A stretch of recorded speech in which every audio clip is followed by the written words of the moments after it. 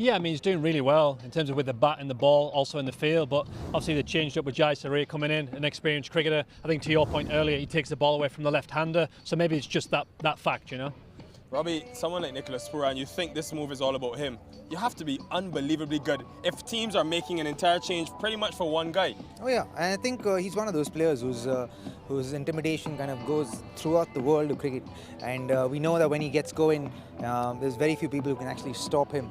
And so, you know, I think it augurs that kind of respect from other teams, and they're showing it at the moment. What's your thoughts on what we had yesterday, first day in LA? Yeah, I mean, it's a beautiful ground. The wicket's going to take time to settle in. It feels like it's just a little bit tennis ball-y. But obviously, the team batting second, Freedom, showed how to bat on it. Maybe take a little bit of time. But when the ball's there, it's still going to get hit. I think it was first innings, a bit undecisive. It'll get better and better as we go on. Right, it's unbelievably tight in the Lexus points table as of now. And both teams have one loss.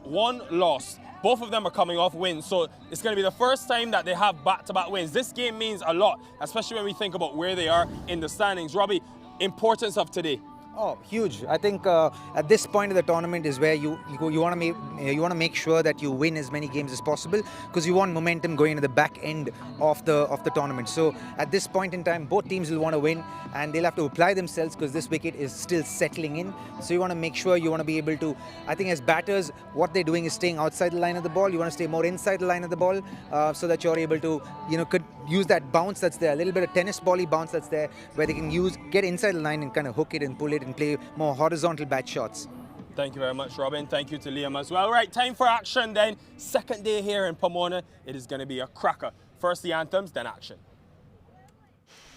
On the field for tonight's national anthem ceremony are the match officials and the two teams. MI New York, captained by Nicholas Pooran, and Seattle Orcas, captained by Marcus Stoinis. Fans, please rise if you are able and welcome Brandon Moreno to perform the USA national anthem.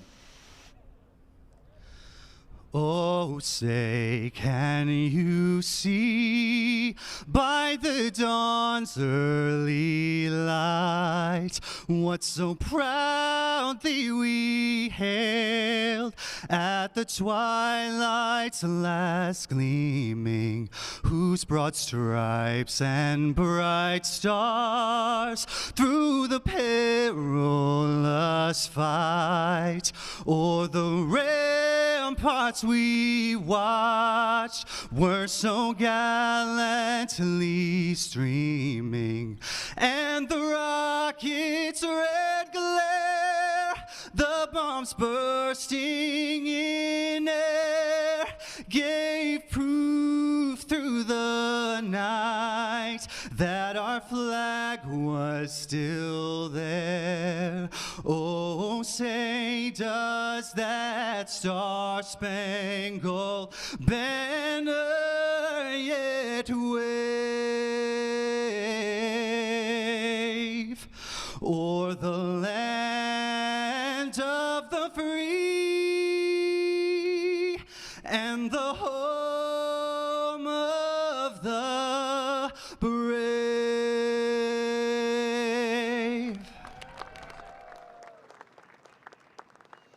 Wonderful stuff there, Brandon Moreno. The Star-Spangled Banner, the national anthem of the United States of America. Very good. The sun is out, and it really is a picture here again in Pomona. Lexus team standings to date, Unicorns at the top. Played 5, and you think of the others who played 6. Knight Riders in New York, got a bit of work to do. Certainly that logjam, the top half of the table with their positive net run rate, Super Kings, Orcas and Unicorns. MI New York, one change, Corey Anderson's out and Monik Patel is in, but a very balanced, powerful looking unit, and they're playing 11, yeah, outstanding. On the other side of the fence, you've got the Seattle Orcas. They've got one change as well. Jai Surya comes in for Ali Sheikh. And they too, when you look at that lineup, good balance, some power hitting at the top and in the middle as well, and some very useful pace and spin to boot.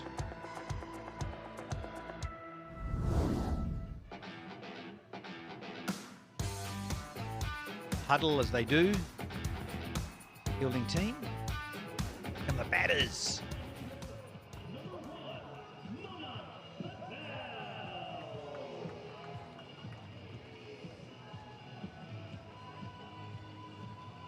Yeah, Quinton de Kock, nicknamed QDK, understandably so. He's one of the greats of this form of the game, 2020, around the globe in franchise cricket.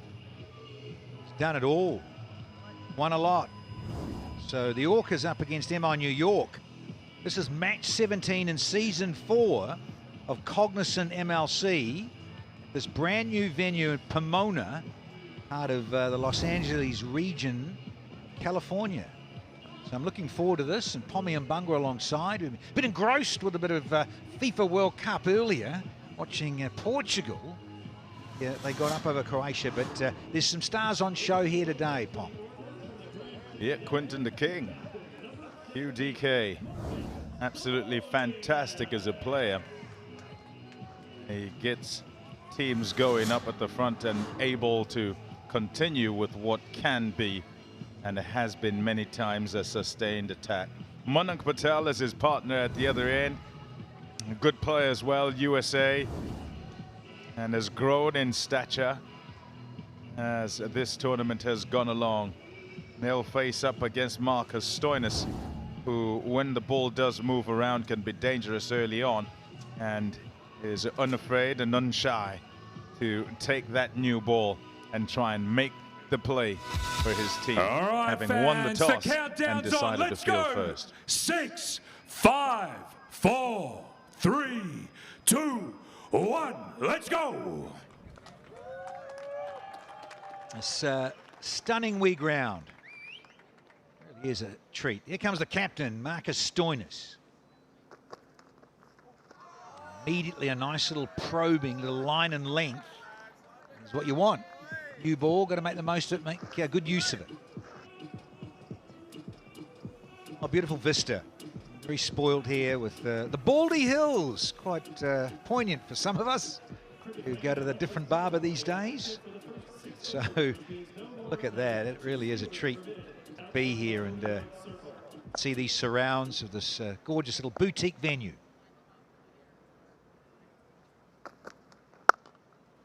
Up and over. So Quinton de Kock, he gets things underway in style as he can.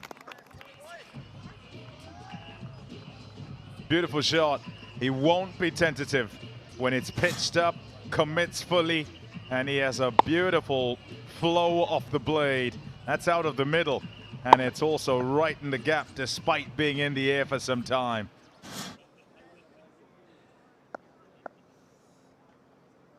Yeah, it was right in his zone, so to speak, for QDK. There's a bit of length there, less width, so he couldn't play another expensive drive. But yeah, I think these conditions will suit Stoinis. He's a little less in pace these days, but hits the seam, gets it to nibble around a bit.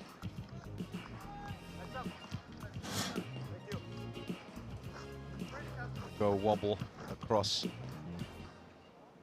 lefty. Able to swing it back into the pads. So just wanted to use that angle to go across with it wobbling. Sometimes it can hit, and on a pitch that does have a bit of covering of grass, it can come back off that seam. First slipper's there. Oh, did it carry? Maybe just a bit short, but Stoinis, good athlete, even in these latter years of his career.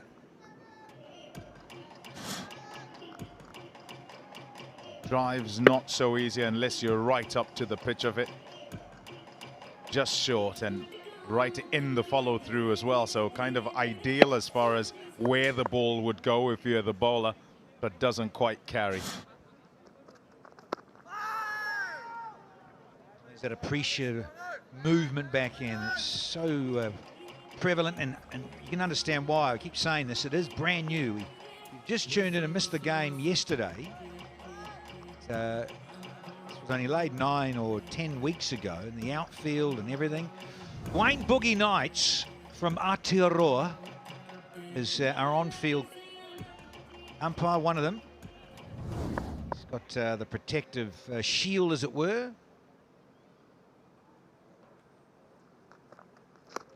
Oh, another one just nips back it, but they're asking Wayne Knights, Captain, do you like it enough to refer it?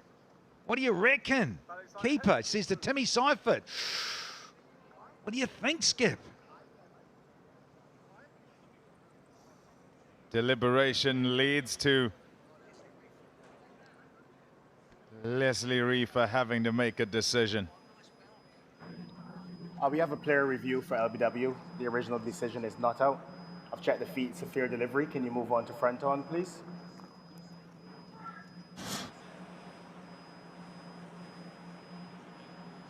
Front on coming up. The ball is quite close to the inside edge. There doesn't appear to be any bat. I'll need ultra edge to confirm. Here comes ultra edge. Forward. There's a gap between bat and ball. A flat line on ultra edge. There's no bat involved. Can you move on to ball tracking, please? Original decision not out. Pitching outside off. Impact outside. Can you go back on field to Wayne? Wayne, you can stay with your original not out decision. You are on screen, make your signal. They've been tested quite a bit and generally have passed the test, the umpires. Wayne Knight's pass is the first one of the night. 5 without loss.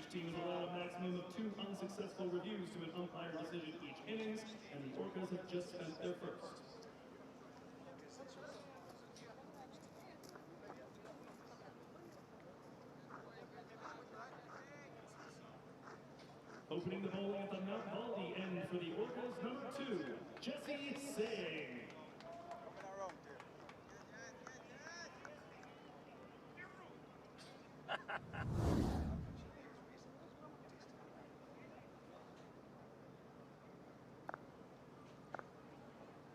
Jasdeep Singh. He starts around the wicket. Oh, hello. Might be a wide, but I tell you what, that's good heat. Good carry and the bounce as well. So I think Jesse Singh will like this.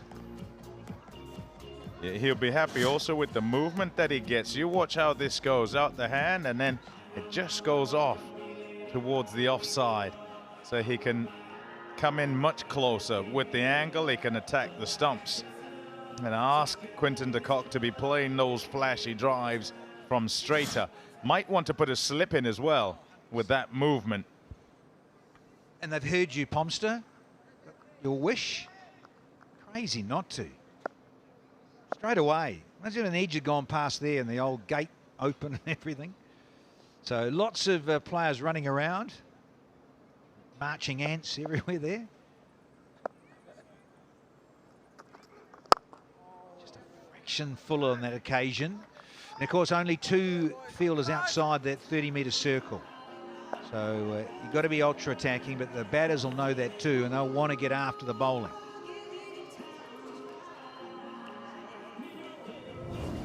Jermaine Lindo is at the other end as the on-field umpire.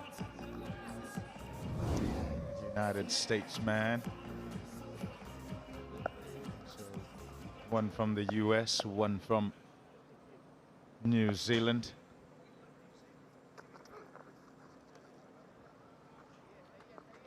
Bit of width, yeah, and our TV match official, TV ump, is Leslie Reefer from Barbados. Best performance in Cognizant MLC for Jesse Singh, 5 for 24. It's a great effort because you only get 24 deliveries. What a peach. Quite get all of that, so some lovely deception with his pace off and little cutters and then pace on. That's a great catch from Shimron Hetmeyer too in the deep. Wonderful celebration.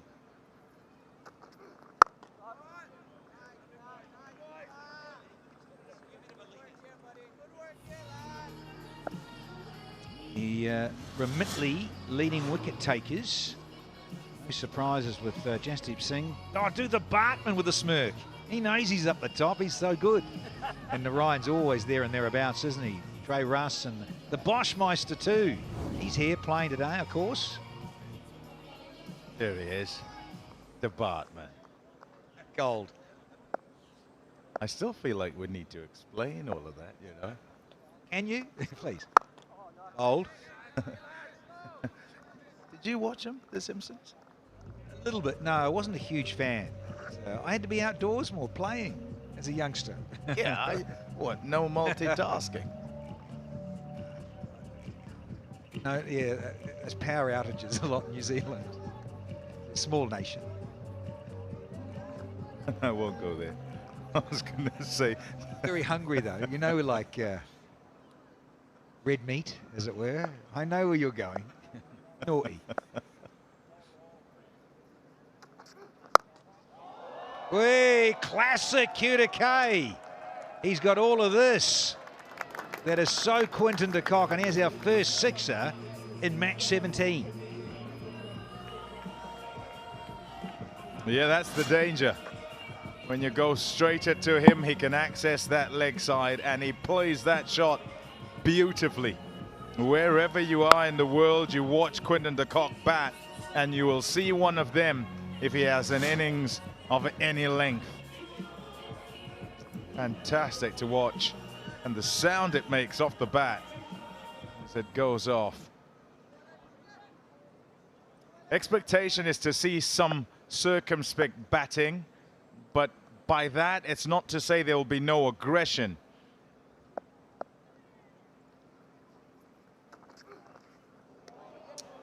In fact, what you might say is, in the minds of the batters, there will be the necessity to commit fully to whatever it is they decide with each delivery that's coming at them.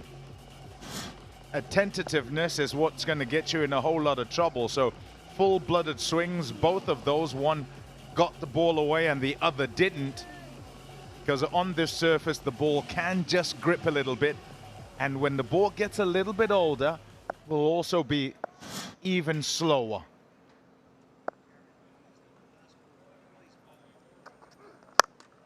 And again. He's fully committed here as Quinton de Kock. So good over for the New Yorkers. Doesn't off it at 17 without loss. He's gone cross seam here. Understandable, I get it. You got to give kudos to this fella. So good there. Good players around the globe. Batting coaches always tell you they pick up the ball so quickly. Length, they do so well.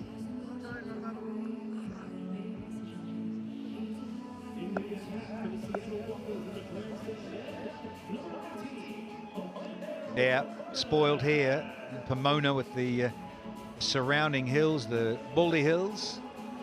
Beautiful, yeah. Just they named them after yours truly.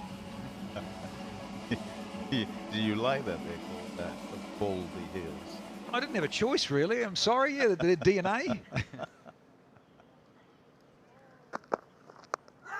Oh, hello, Given. Yeah, Wayne Knights likes this one, and it's the Bartman again, targeting those stumps. He's so straight always. Yep, do the Bartman. His potency is incredible. It really is. Into the attack, and he'll attack those stumps straight away. And there's that movement we're talking about of the ball on grass here. If it hits the seam, just ducks back, and Manan Patel was not even looking for an opinion from his mate. He's gone for a duck. It's 17 for 1.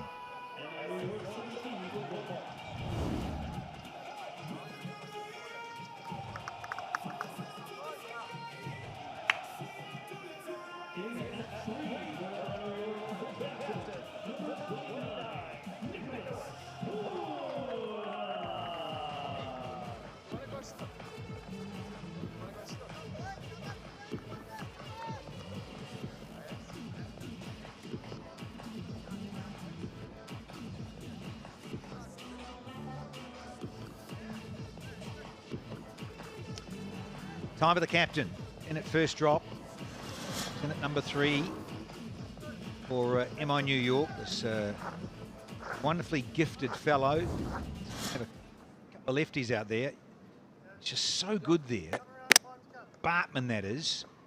A little bit of nip back off the seam, and there, Monik Patel knew straight away if he didn't get any wood on that, he wasn't going to refer it. He was out of here. So departs, and we've still got a slip in. So he's going to come round the wicket here as Bartman. Probing as ever. He'll like this pitch to have a go on, will Bartman.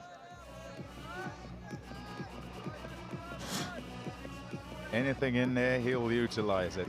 And he will keep the seam up because he wants to work with that, go away, go back in, keep the batters guessing. That's exactly how to start to a new batter.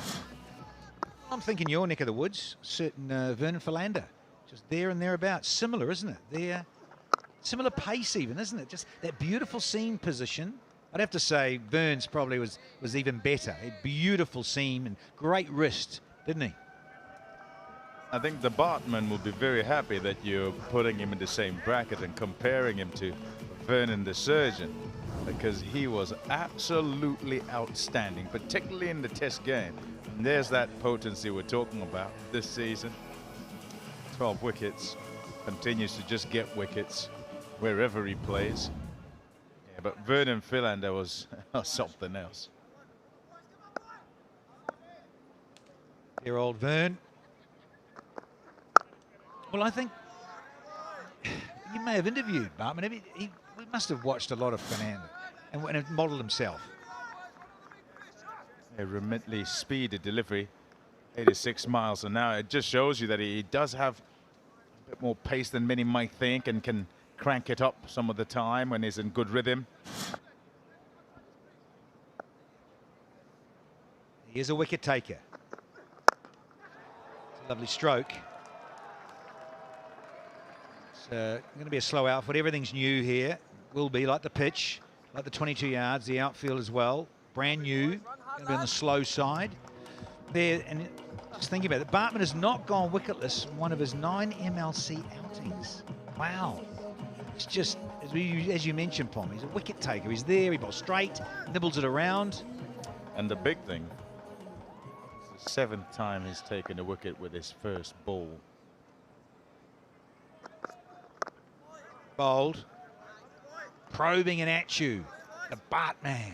It's 20 for 1.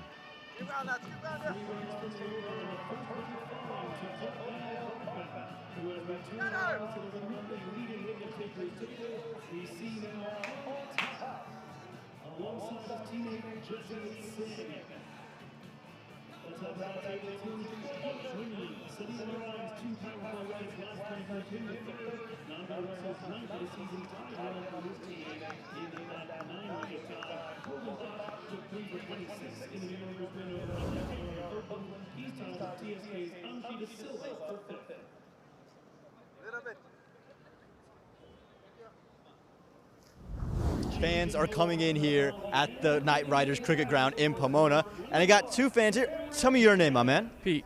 Okay. Tell me your name. Pete as well. So we got 2 Petes, Pete squared in the building, but father and son. So Pete and Pete Jr. There we go. But how did you find cricket, my man?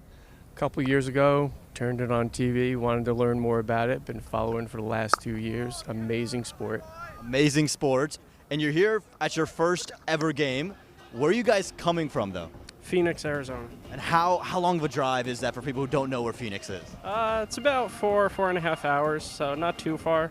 Not too far. I don't know how many people are driving 4.5 hours, guys. That's 345 miles-ish that you guys have driven. And hold up the merch. You guys got New York and Seattle merch on. Who are we rooting for? Going for New York tonight.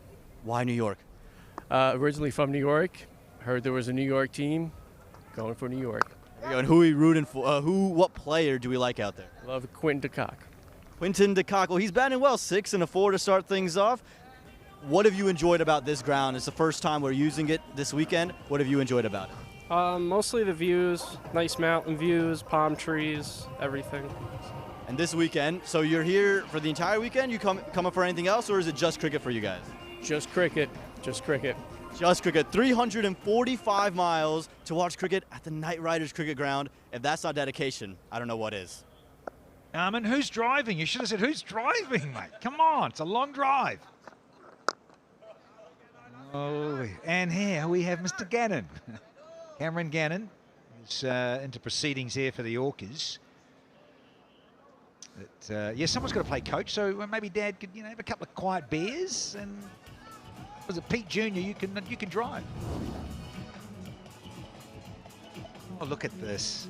We're going to keep showing this, folks. Sports lovers, if you live in this region, get down and well, those Pete and Pete Jr. drove 4.5 hours from Phoenix. Hey! And oh, was always tracking away. Singh on it. Good effort. It doesn't quite get all of this. Long way up in the air, and it is a chance from Quinton de Kock. Jesse Singh under it, or not quite, as it were. Prevailing wind takes it over his shoulder going in that direction. So not easy to deal with that wind and with the ball going over your head. Oh, just short. Flying blade of Quinton de Kock. And I'm just looking at de Kock's strike rate over the years. So good there too. Well, he's good all round the clock, to be fair. Yeah, strike rates in the Cognizant MLC for this fellow, Q to K, 117 and 23, and steadily gone up. 131, again 131. 25, but this season, look at 162.3. So he's enjoying his time here back in the US of A. Well bowled, and he'll keep the strike. So a good over, though, from Gannon. 4 off the 4th. 24 for 1 now.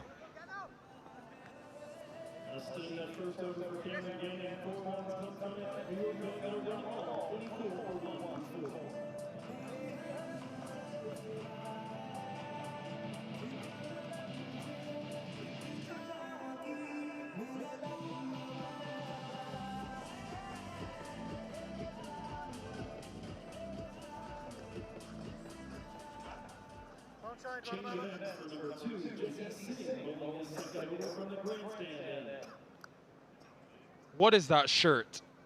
Surely there's something better in your closet to wear than that. Liam Plunkett alongside is not happy with that comment.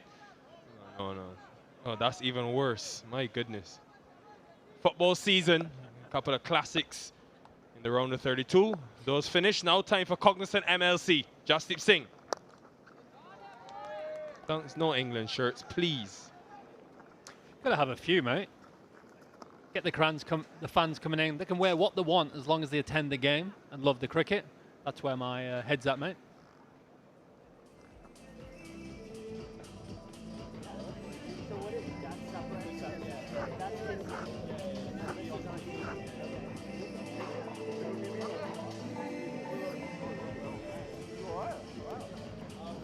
USA, of course, moving on to the next round as well. It's been amazing to have the event in the country at the same time as the MLC. We're talking about the guys who played on the East Coast and they played a lot on the concrete wickets in terms of running in on a bit of a like iffy, dodgy outfield and then onto concrete. Probably did this growing up as youngsters and then the transition into grass. I wonder if that affects people's run-ups. We were talking about this, that extra stride or the stride pattern's too short or too long. It must take a little bit to adjust to bowling on like a beautiful outfield like this.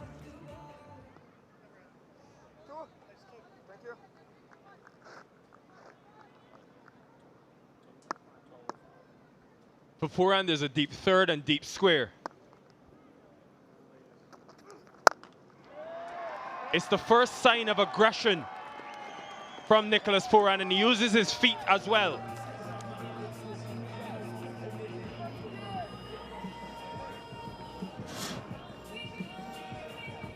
Heavy length, come down the wicket, and he's slotted it over mid-off. There's not much pace in the wicket. What you do is you create pace yourself, and that's what he's done. Very strong through that area. Good piece of the willow, and that races away for 6 runs. Great shot from Nicholas Pooran.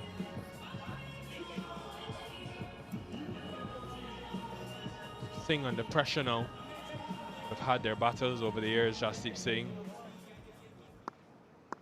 Playing for the Freedom and now for the Orcas. Same field. Does he go to that short ball? Does he go wide? That has disappeared. Fetch that, somebody. What a difference, a different innings, a different pitch. The way he played in Auckland when he was assessing the pitch and knocking it around, he's still got a good score, but the way he's come out here, running down the pitch, and then this shot was outstanding. Advanced down the pitch one step, leg side ball, and he slotted over deep square towards fine leg. Outstanding shot. And he went many miles, 87 meters. Such a great shot from Nick P. Just wonder, Plunks, if the little shuffle coming down the pitch put Jasdeep Singh off, hence maybe straight a bit too straight. It's how early as a bowler do you see someone moving? Do you see them early enough where you can adjust your line or length? But I think he did move quite late. Jesse Singh here running into ball with them wide elbows of him. Struggled a little bit with that quick step just before he tacks the crease, but he's very strong, very powerful. He's got good arm action, smashing into the pitch. He can't do nothing wrong here. He's had amazing ML seasons so far.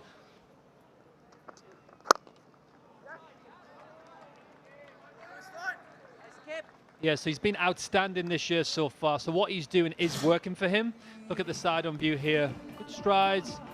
Maybe one or two a little bit over strides, and that makes him sort of like not get too high at the crease.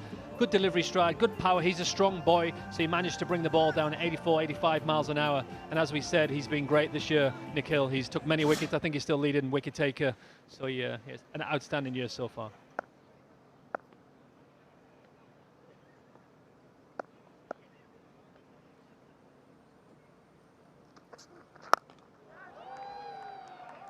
Doesn't quite nail it, but it will go over the infield and into the boundary as well.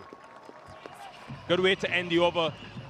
18 coming from the fifth, 42 for 1. I think De Kock and Pooran have both spoke together here and said we're going to take this over down. And that's what they've looked like they've done. Off cutter, not a bad delivery. The ball is not supposed to go there. De Kock has tried to hit it back over his head. And with the off-cutting angle, with the spin of that ball out of Jesse Singh's hand, he sliced it and went over cover and it's raced away for 4. Not a bad delivery, and the batsman's got away with that, and it's 4 runs to the board.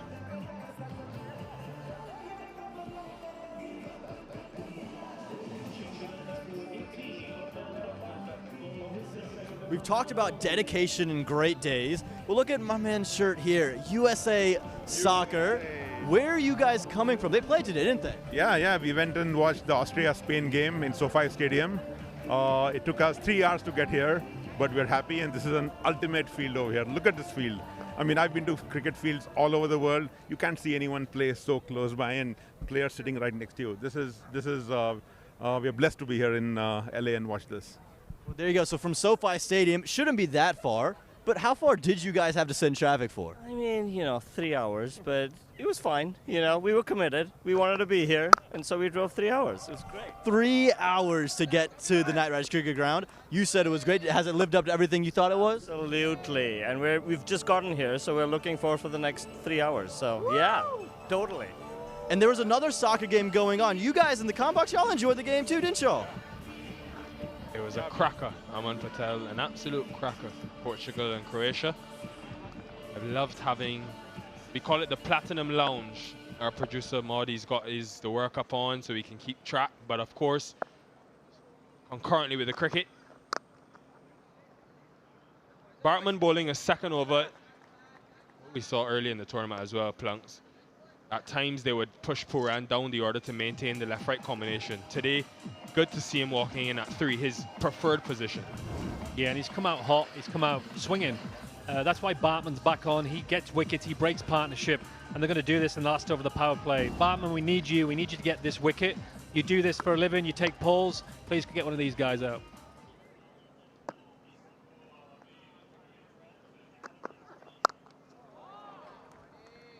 It's interesting, Stoinis told M. Pomalelo and Bangwa at the toss.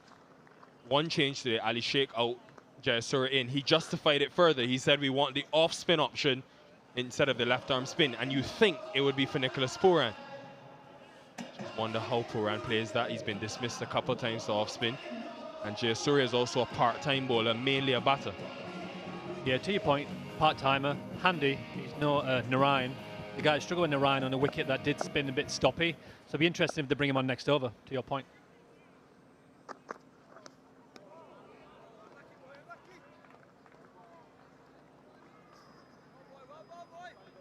Ball them a good pace here. Bartman didn't execute there. A little bit wide. Just looking at Seattle Orcas lineup here. We have obviously the skipper Hetmeyer, same Seifert, Shaihan, Stoinis all-rounder, and Shanaka, who's been smoking the ball of late, and then Jayasuriya, who's come in. Hopefully he'll make a difference to this strong Orcas squad.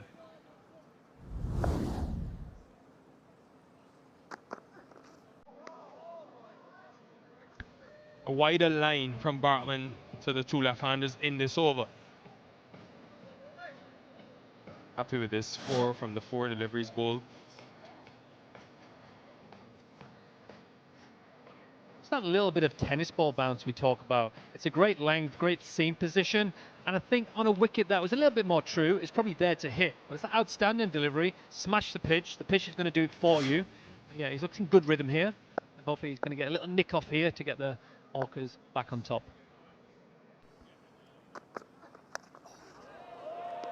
Over the keeper.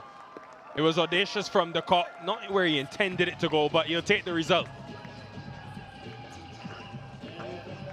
We've seen this yesterday, people who are swinging that back of the length, it gets that little bit of rise in the wicket, a lot of top edges, a lot of balls going over the keeper, over third man, over fine leg. It just shows a bit of spring in the wicket. But if you're going to swing at it, swing hard. If you don't, it'll probably pop up. If you swing hard, every chance it's going to go for 6, I'll go for 4. 4 runs on the board to the batting team.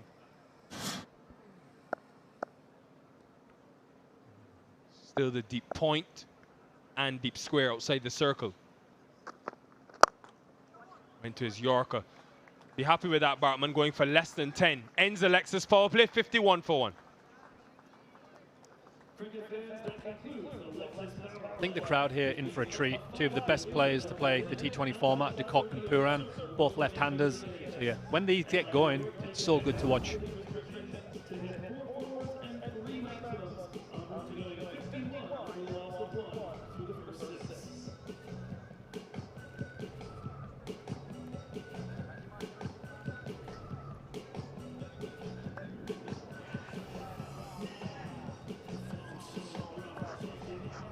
Yeah, Monat Patel coming back in today.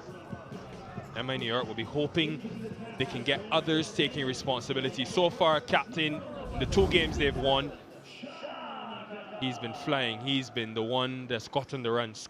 2 50s for Puran. Pollard got 100 in that first game. But no one else really has scored a high volume of runs. Dasun Shanaka, 7 wickets so far this season.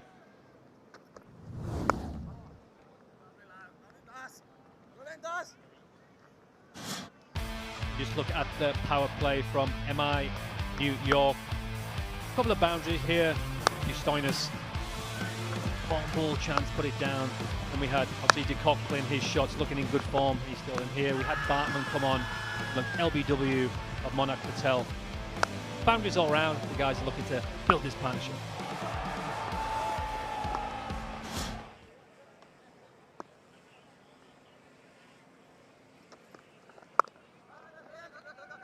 Yeah, action-packed Lexus power play.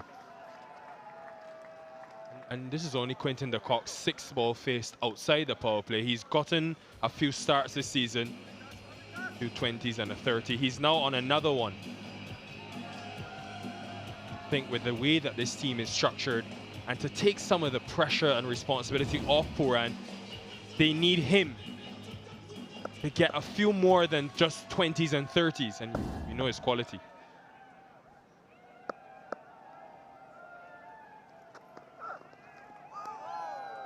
Change of pace. The longer these two stay at the crease, the more doubt in Stoinis' mind about Harmeet Singh, the left-arm spinner. Outstanding bowling, to your point. Shanaka, good at mixing it up, bowling stump to stump. And yeah, Quinton de Kock would be a little bit disappointed. 20s, 30s, at that point you're in. You've probably seen off the new ball, you've hit a few boundaries and your eyes in. So he'd be disappointed, and he hopefully can capitalise on this 32 with this great start with Nicky P.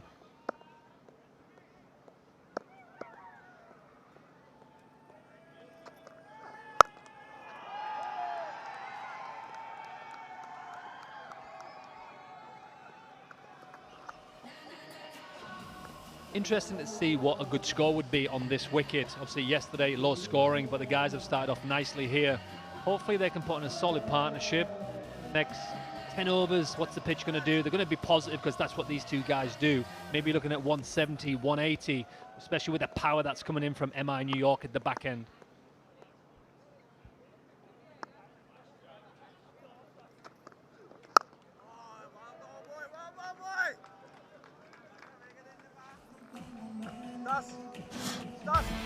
Yeah, this innings here from Nicholas Pooran, it was uncharacteristic.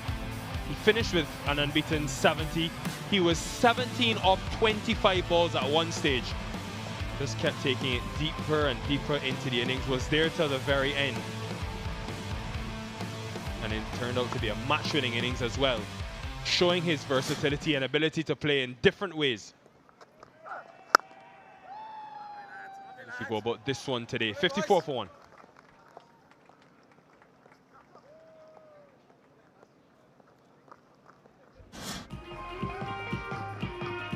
It's been a common ploy, Liam, where these two left-handers tend to go short. They've used their feet today. They have, as you said, I think it's because of bouncy wickets. Sometimes as bowlers, you think you have to bang it in short, and actually the dangerous delivery is back of the length.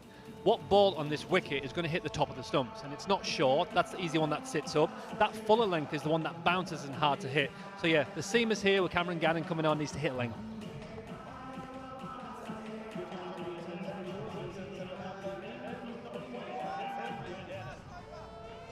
It is truly a picturesque facility just to be here. It feels like a privilege. Waking up in the morning, looking outside, seeing those hills. Serene. Very similar to Cape Town. Cameron Gannon is back. That has been smoked. Out of the middle of the bat and out of the ground. Welcome, Gannon. That's an unbelievable shot. He knows that Gannon hits the back of the length, and he was sit back waiting for that. Solid delivery, smacked the pitch here, and he just waited in his back foot with that Quinton de Kock trademark shot. Outstanding. It's going to be difficult to bowl against these two if you're bowling that length to these two. They're going to dispatch you and put you for 6. Not the first time we've seen this pair go after a bowler. First ball, Jasdeep Singh for Pooran. You know, the caught for Gannon. I wonder if they've sat down and formulated a plan of who are the bowlers that we are looking to be more aggressive against. Can you force Stoinis to go to a part-time option in Jayasuriya or the left-arm spin in Harmeet Singh? You're winning as a batting team if that happens. See that last over against Shanaka, they actually played him out nicely. He bowls straight, he mixes up his pace, his length was a bit fuller, and they kind of respected him. They're trying to knock it down the ground for 1-2. But as soon as Cameron Gannon came on, it was like, we're going to target this bowler. He's more in our zone, our arc. We're going to try and dispatch him, put pressure on him from ball 1, which they have. It's the same for Jasdeep Singh. His 2 overs have gone for 30. Bartman's 2 just 12. Keep an eye on that as we go through, folks.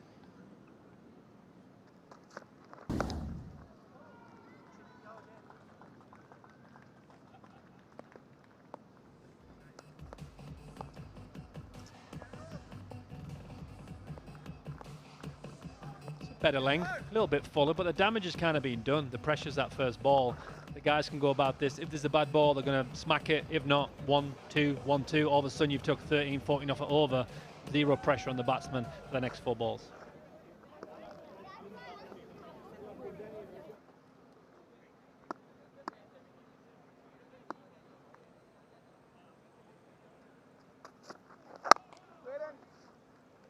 Just seeing Pooran bat in the middle flanks against this team in green, it brings back so many memories of that 2023 final when he got that blistering 130 odd, his highest score. And then even to think about where the two teams have gone after that point. Orcas have missed the playoffs the next 2 seasons. MI New York won that title and won an additional title. Feels like a full circle moment now in 2026 in LA.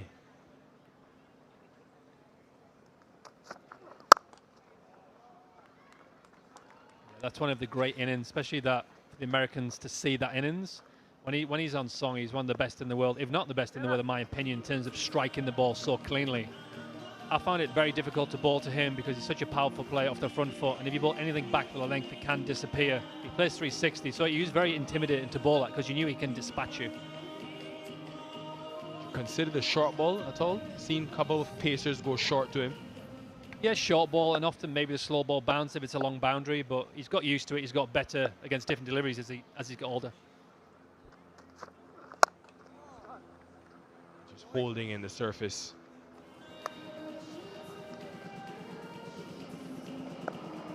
Yeah, 2023 first MLC, Cognizant MLC final. In the end, MI New York 137 unbeaten for Puran and finished in 16 overs. They comprehensively won. And look at the opposite side. Quinton de Kock got 87 in that game for the Orcas. Now playing with MI New York alongside Puran. Fielder takes it. Does he know? A couple of attempts for Shehan Jayasuriya. None of them successful. 63 for 1. Yeah, it's another great shot from Quinton de Kock.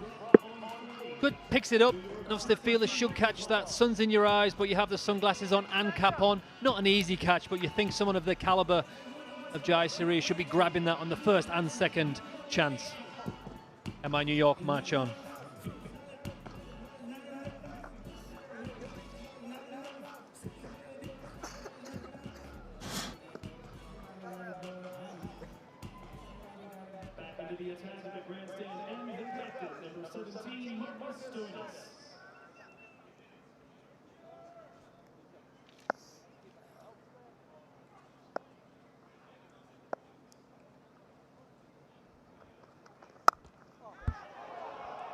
Flashed away. Quinton de Kock living off that life that he was given.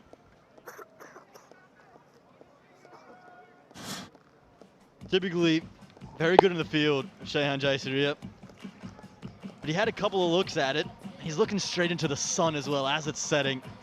That maybe had an impact, but on the carom he was hoping he could corral it. How big a moment could that be? As the dangerous Quinton de Kock is on song. Puran wants to get in on the act, and has he ever? Or has he found the fielder? He's found the fielder.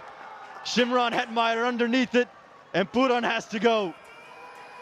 He doesn't drop many. Shimron Hetmeyer, very astute on the field and takes a simple catch there.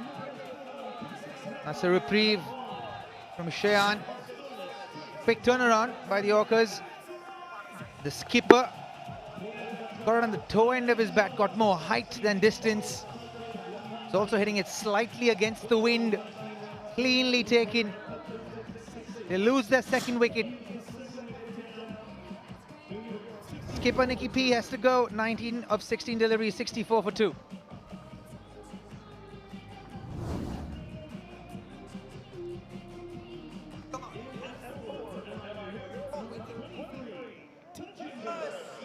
Eventful couple of deliveries for the Seattle Orcas.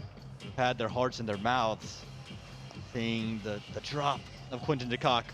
But some reprieve.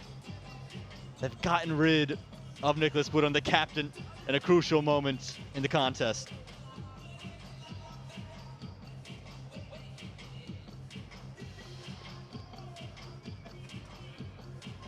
New man in, Tajinder Singh. Batting in at number 4. Tajinder started to find a rhythm. Very aggressive bat. Had a breakout year last year. Had that big 90 odd. Really good time for him to get in here in his first outing in LA. He's in because of this. It's gone so high, like you said, Robbie. No one really knew where it was going, but this man, Shimron Hetmeyer, takes a Cognizant clutch catch. Saw it all the way into the hands. And a real crucial moment in the game as well. Put that down, and there's no telling how far Nicholas Puran could go. And a little celebration, a little dance. What did you hear from Dan Morrison say? Kenjige. Kenjigi, there it is.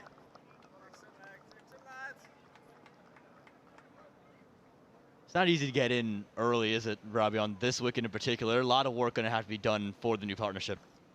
Yeah, it's a kind of wicket where it's actually playing much better than it did yesterday. Yesterday there was a lot of tennis ball-ish kind of bounce. It's not as tennis ball-y today.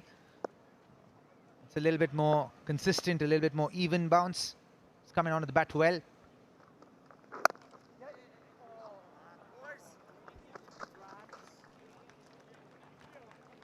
Tell you what, LA has been a great maneuver, but so have these MVPs with the Z, these digital playing cards. Tell you what, we've got who? We've got Harmeet Singh on my right. We've got Trent Bolt to my left. These are absolutely gorgeous. Robbie, we got to get you on one of these, don't we? I actually have one of them. They actually gave me one of them, MVPs. They shared one with me. It's really cool. Had my stats and all of it on the card, a collectible. But yes, grab your hands on these. Get your phone out, scan that QR code. Maybe you might be able to get yourself a Robin with up a card, a commentator card, commentator edition here in Major League Cricket.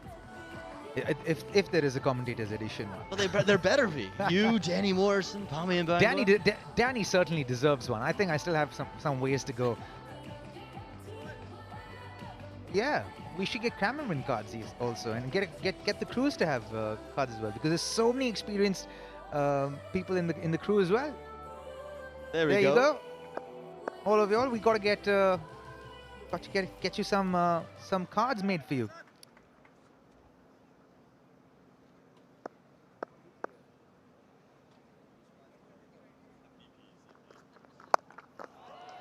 Around the corner from Tejinder Singh. We'll just grab a single to close up over number 9, 67 for 2.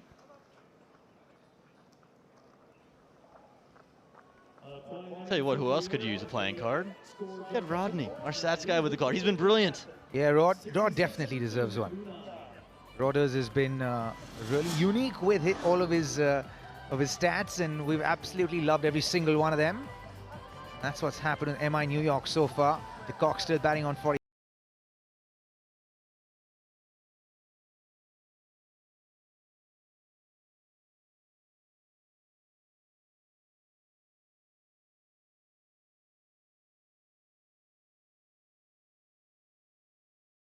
This is a port for Quinton de Kock. He's gotten another start. He's got going. We got some Dasan Shanika support, and right on cue, we'll be back into bowl. Just went for 3 runs in his first.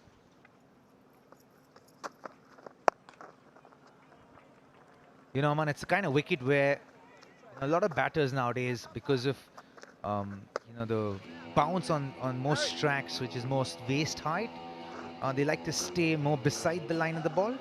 But this is the kind of wicket where you want to stay inside the line of the ball, which is completely opposite to what I would have said in Oakland. In Oakland, you want to stand more beside the line of the ball so your bat could have a pathway into the ball, because the ball is skidding and keeping low. It was more knee height and but below, say between knee and hip height.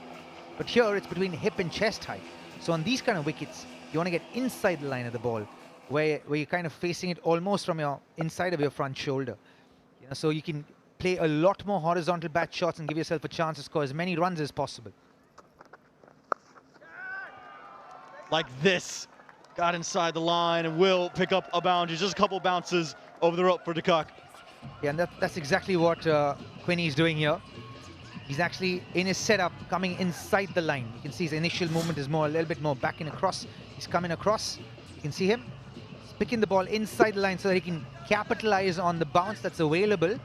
You're not scared about getting out LBW, but you can manipulate the field and with the bounce.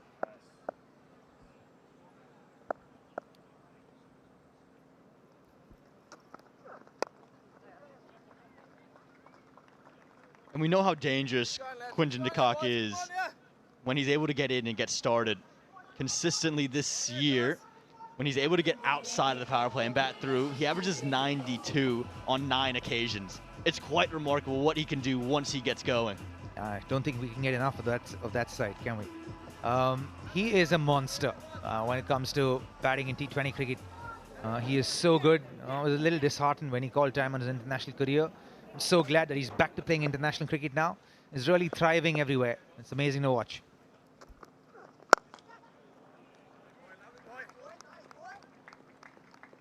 He's bounced around as well. Started actually with the Seattle Orcas. Had a great year one.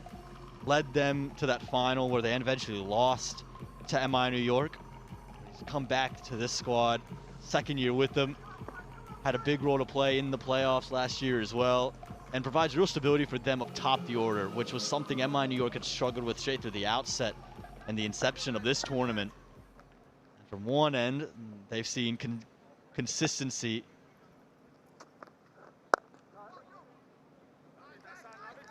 Also feels he's reading conditions nicely, not trying to overhit every delivery, which is something maybe LAKR struggled with yesterday. Yeah, and I think it comes with experience as well. You know, there's no need to panic or pull the trigger, honestly, where he can sometimes he just reads the situation. He knows when he gets to the back end of an innings, he becomes really dangerous as a batter. And the more time he spends on the wicket, you know, the higher his strike rate gets. So he's aware of that.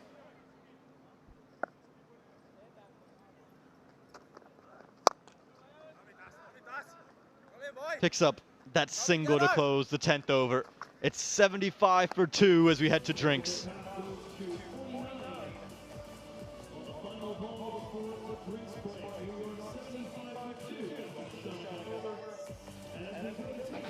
Gorgeous yet again at the Knight Riders Cricket Ground here in Pomona. And we've been really given a treat here as we have a rematch of the 2023 MLC final. Quinton de Kock not out on 49, never wanting to go to a break on that number, but he's still out there with Tejinder Singh on 4. Manik Patel, another poor run of form for him, and Nicholas Puran, he's picked up 19 before he was undone.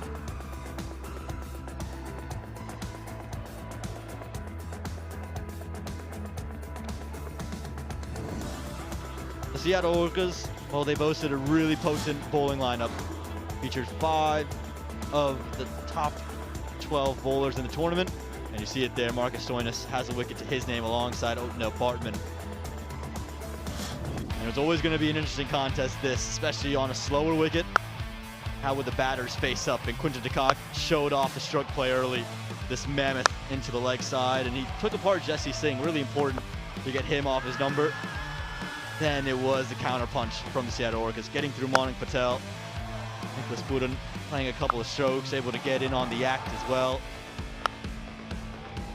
It's been really great to just see this, just really easy on the eye has been Quinton de Kock. Like you said, inside the line, just using his hands, was given that one life. And a couple deliveries later, it was Nicholas Puran who wasn't so lucky.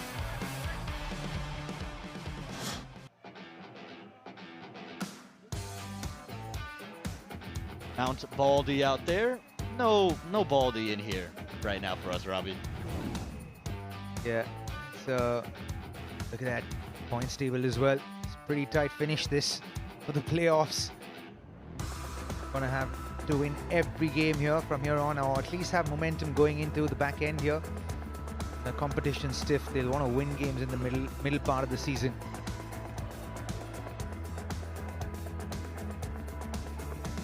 So close the whole tournament. Haven't really seen this throughout any of the 4 years.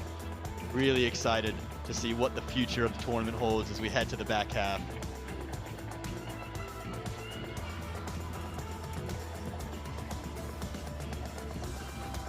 Fans continuing to get in here at the Knight Riders Cricket Ground. Historic weekend. Has so much to do. Santa Monica Pier, one of the great places in California. You ever been out to Santa Monica, Robin? I can't say I have. I'm looking forward to going there. If we have a break date. How far is it from here? If it's an hour, just over 45 minutes of a drive, depending on traffic, of course. We heard about the fans who, it's just an hour from here to SoFi Stadium. They spent 3 hours in the car trying to get to this ground from the World Cup.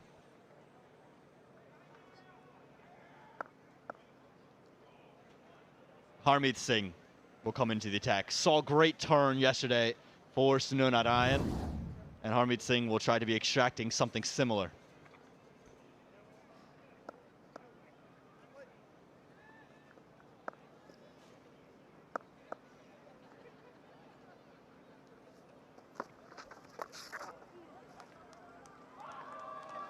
Quinton de Kock has reached a 10th Major League half-century, and he's tied Faf for the most ever. This lefty slugger is finding a home in the USA. Yeah, he gets from strength to strength here. Quinton de Kock. Again, nonchalance personified, this man. So used to doing these things when he bats. He'll have to kick on here.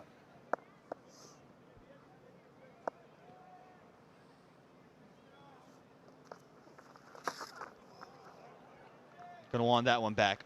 Harmeet Singh just trying to push it through quicker. Really important to find your pace on this surface.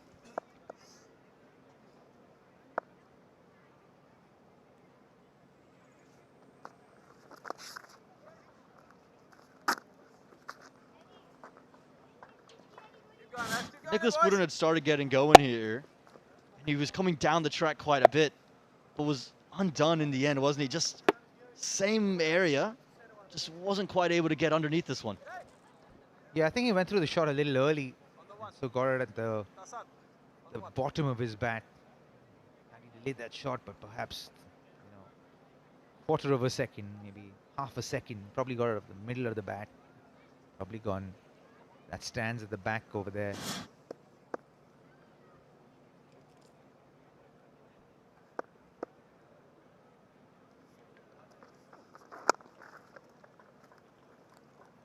Just a bit short here, Harmeet Singh early. I don't think he's quite testing the batters the way he would like to at the moment. Yeah, he's also bowling flatter trajectories. Lines are not where you'd want him to be. You almost want to force the batter to hit the ball leg side. Having said that, you're getting the batter to hit against the wind and to the bigger part of the ground. So you want him to bowl a little bit more slightly outside the off stump so that the batter's got the room to hit on the leg side.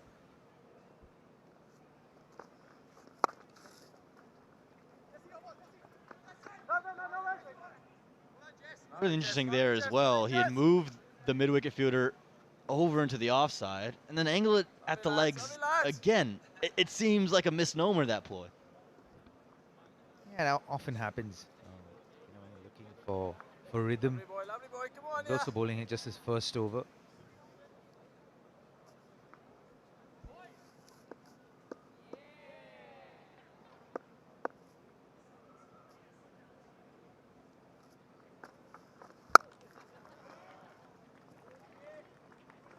It just feels so easy compared to the only other spinner we've seen at the ground, Sunarayan, who was obviously he's a world-class bowler, but he was creating so many issues for Anders Kels and Mitch Owen and company, versus Harmeet Singh hasn't been probing at all in the over. Well, I also think it's not a skill thing. I think it's a mindset thing. If the mindset's a little defensive, then you're not looking to bowl to take wickets, right? You're looking to save runs. The mindset's completely different there.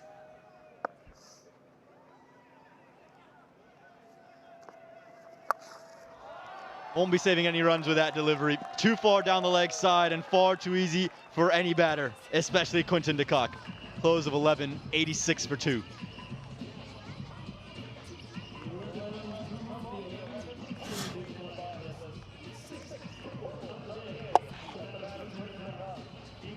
Gonna want that one back, Harmeet Singh. You can just see it. He knows there's nothing really there for him. Not an over he's going to want to remember. 11 runs from his first for the usually economical Harmeet Singh.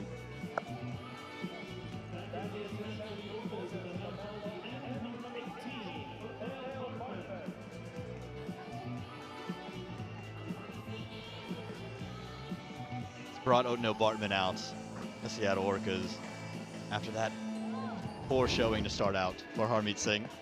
One of the leading wicket takers in the tournament, and he'll have important priority with wicket today. That's exactly why he's here. He's here to get a wicket. He's going to try and get one, and that's the reason that Stoinis is bowling Bartman. Oh, and he almost had it. And he almost had it. Will run away before it will. Risk taken The intention of bringing Bartman back to take a wicket almost paid off. First ball. Like you said, he's in to take a wicket, Robbie. Tajinder Singh skipped down the track, just uppish.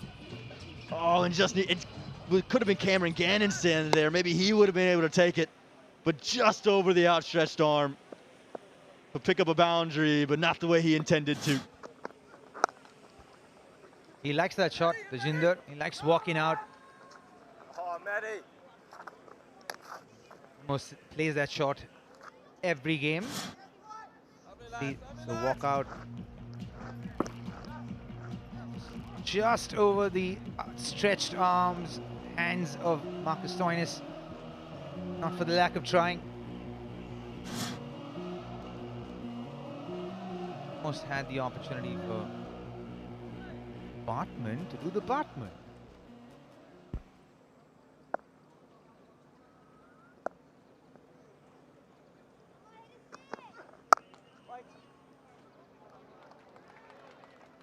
So much talk about the surface and everything about it, but Quinton de Kock has made it look really easy out here. He's taking his time, but he's also taking advantage of the loose delivery. Yeah, he's batted really well. Read the conditions well, give himself a little bit of a chance. Picked up the ball really well, his favorite shot, that one. So he's given himself the chance to get inside the line and play that pickup shot as often as he could. He is the most important cog in the wheel for this innings here for MI New York. They want him to bat through the course of the innings. And when we talk about the scores that you could get, again, just the second game out here at this venue, but yesterday was well below par. You look at where they could get this MI New York, you're looking in the 150, 160 range. You reckon that's defendable here? Yeah, I like 160. 166 is, I think, a par score, maybe slightly above par. Be interesting to see how the wicket plays the second innings tonight. It does cool down dramatically, doesn't it, when the sun goes down? Dew will set in later on in that second innings and the second half of it, so it could play a factor. Yeah, dramatically is the key word. It gets really cold really quickly once the sun goes down here.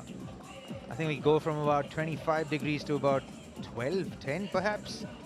And that's a big drop, but look at the sights here. My word, have the Knight Riders picked a nice venue to build a cricket ground. It is gorgeous out here. Yeah, we've seen the mountains quite a bit, but you look at also the palm trees. It feels very LA when you walk in here. So good. I think everybody who's come in has been so impressed with this location, the Fairplex, and everything around it. And you talk about the grandstand in the back, Robbie, as well. Such a gorgeous venue. Gets out with the dot. Close of the 12th over, 92 for 2.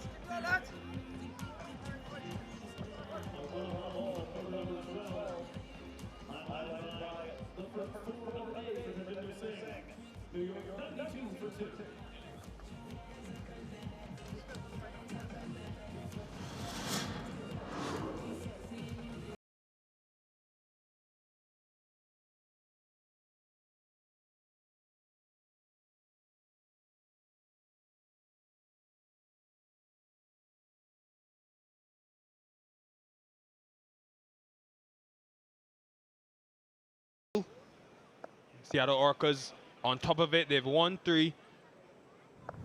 Been every other game. Harmeet Singh continuing to the left-handed de Kock. And the one and only Danny Morrison is in the commentary box and on air. Floating on air. We are here at Pomona, I've got to say. Very impressive. I know we discussed this at length yesterday and will continue to do over the July 4th weekend here in this delightful part of the world. It really is a stunner. It's a divine little venue. Run. Big weekend coming up, Danny. 4th of July celebrations. We'll be here celebrating with the cricket. Oh, there'll be no sleep for some of us. cutting loose, and the Aussies in the FIFA World Cup, they're playing tomorrow. We're going to get a lunch. Are you coming? Why not? You can buy your tickets too. Just go online and check out that website. Good stuff.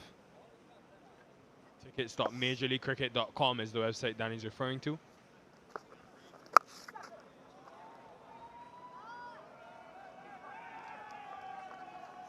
Just saw Kyron Pollard's wife there in the stands. It's important that they continue to press the accelerator. Aman and Robbie with Danny were just speaking about the Drew factor, which did set in yesterday evening. And we know how much power this Orcas batting lineup possesses. So important now that with the Cox set, Tajinder facing his 12th delivery, find a way now to go up another gear.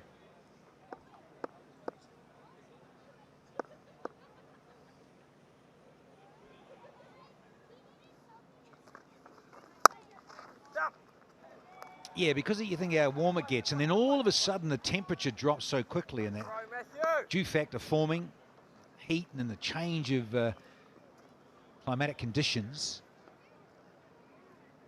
Divine, really is, in terms of hardly a cloud in the sky. It burnt off around lunchtime as usual, and then you get a cracking afternoon, early evening.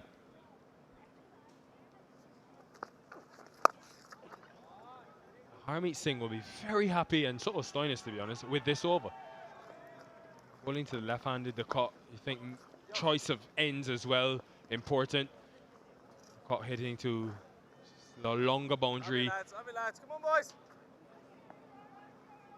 Low wicket here, boy, low wicket here. Look at that. Picture postcard stuff here. Pomona and hills and mountains in the background. Oh.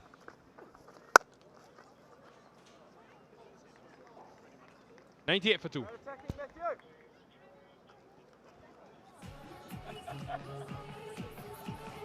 Yeah, 6 singles. So, take that, New York. Just having a little look-see, and you've had 13 overs. So the Cock beautifully poised to pounce.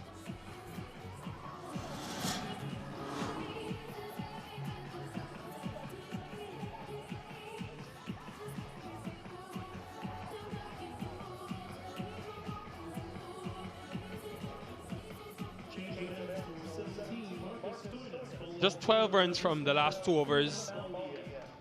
They lost Puran, of course, in the 9th. Partnership up to 34, but it's come in 29 balls. 7 overs left. There's still Kyron Pollard to come. Romario Shepherd, so power in the hutch for MI New York. Captain is taking it upon himself. He's been great with the ball this season. Does he take pace off the ball?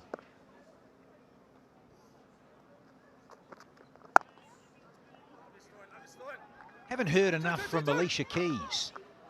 Tune keeps pumping out when there's a 4 or 6. Bumped by MI New York, spoilt with the tunes at Oakland Coliseum. Echoing around, but of course with this boutique venue, a lot smaller, and tunes won't bounce around quite as much. Oh, looking at projected, yeah, when you think about, if they got to 160, that would be very challenging on the surface, I suggest.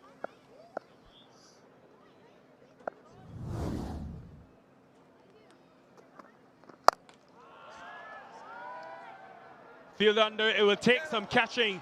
Cameron Gannon again. Not the first time we've seen an excellent effort from him. Could be a huge moment, a Cognizant clutch catch. Yeah, big moment in this contest. Quinton de Kock set and ready to pounce. Can't kick on. He's got to 60, at 61. He's going to have to head back to the dressing room. The skipper's done the trick. Got rid of the dangerous Quinton de Kock for 61 from 46. It's 99 for 3 now.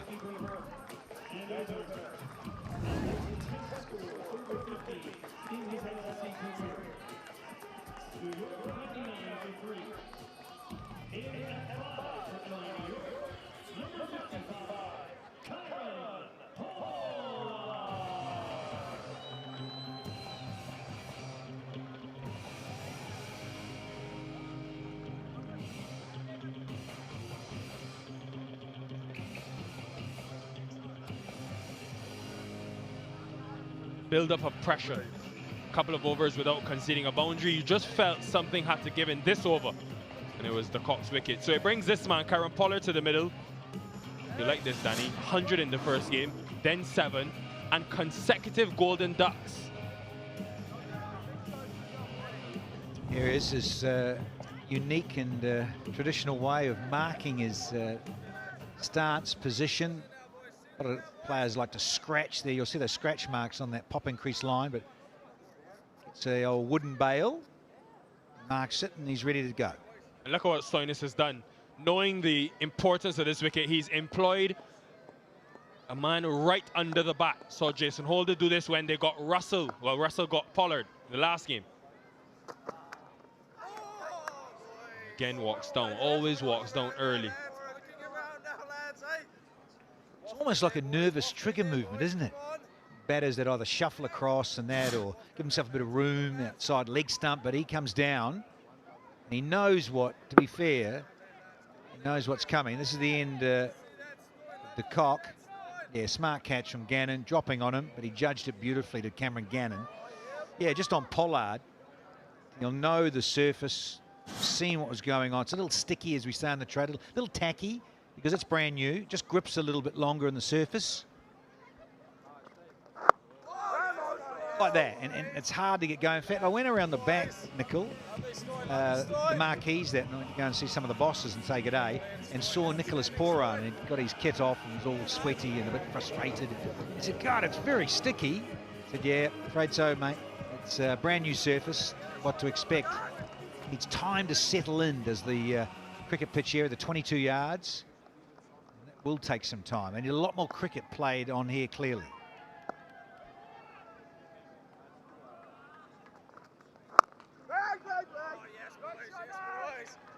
Danny, you were educating some of our viewers. If you've never seen Karen Pollard before, this is the tradition. And with the invent of Zing bails, which are bails that have the lights in it, umpires are now, you see left of your screen, Wayne Knight's there. He has that bail specifically for this purpose.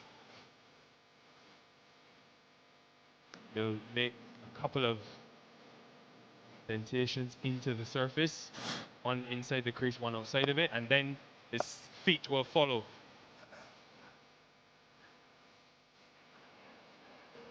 And Danny, Stoinis continuing to be on the aggressive. Not only does he have the short legs move now, keepers come up to the stumps for this final ball.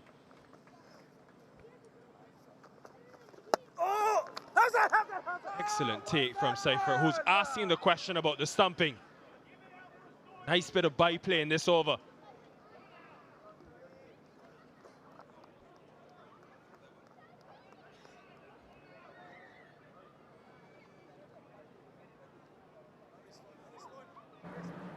Third umpire, the TV director. We have an umpire review for a stumping. I've checked the feet, it's a fair delivery. Can you move on to your best side on angle, please?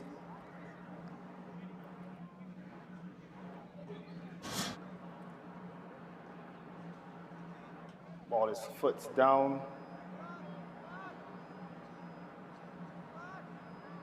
Still down at the moment, forward, freeze it right there.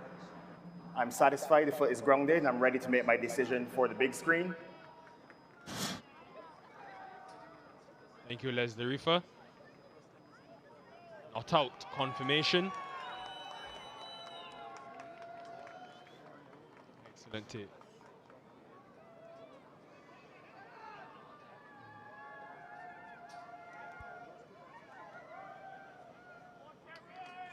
Yeah, they'll definitely want 150 plus.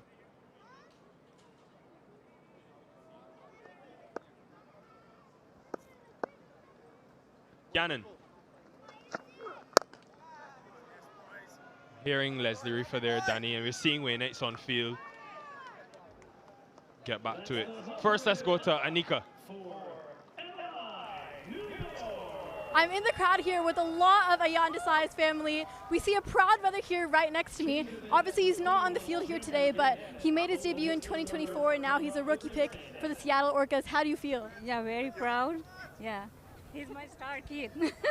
I'm sure the older daughter next to him, next to her, is not too happy about that. But how did you feel about your little brother being such a prodigy at such a young age? Great, actually. It was fun seeing him play. I mean, he never wanted to get his license, so we would all take him to practice. So I had to watch him forever. Yeah, and we have some really cool designs here in the back. We see some Let's Go, our superstar, Ayan Desai, number 34, and his little nephew here. Do you want to play cricket like your older brother and older uncle growing up? Like, Ayan Nana, you want to play cricket? Yeah. Yeah. That's beautiful. It's such an inspiring story and really, really good to see it out here in LA. Love it, love it. Nika, Danny's daughter. Ayan Desai, haven't seen him yet this season. Maybe come in back end for the Orcas. Pace attack has been good. Yeah, just think about Nika there, captain of the under-19 Women USA. Yeah, good to see her back working. She was away playing, of course, last weekend, and we didn't see Nika here. Back on deck. And so's this guy. He's back on deck, just nibbling it around. He's taking a couple of good catches. Look at that. He's happy with his work. Of course, the pitch, I keep saying, because it's brand new, it's hard work for the batters, and that's for Pollard. Look, he still hasn't got off the mark yet. He's faced nearly an over. Never had 3 ducks in a row in his career, Kyron Pollard. Won't want today to be the first.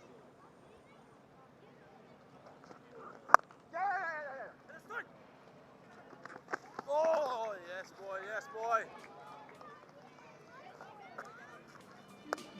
He's feeling it, Pollard. Yeah, Stoinis, again, those areas, you've got to be straight. And there, those two there, you're slightly off with your width, and you will get punished by anyone, but particularly Quinton de Kock. Slightly too short, you're going to disappear. And then that change up to get rid of him. Again, it was a little subtle change of pace. The old fingers down the side of the ball, and was the undoing of de Kock.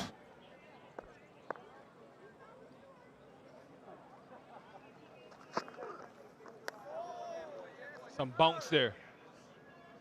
And you saw in that package, Danny, Stoinis used both the angles from over and around the wicket to bring the sides of the ground in play. There's a bigger side of the ground, longer side. Cross seam from Gannon, hence the bounce. It's always interesting when you think about T20 with the sides of the ground. And if you're to one side of the square, then you can have a smaller bias on one side of the boundary. And batters love that. They hunt up for big shots.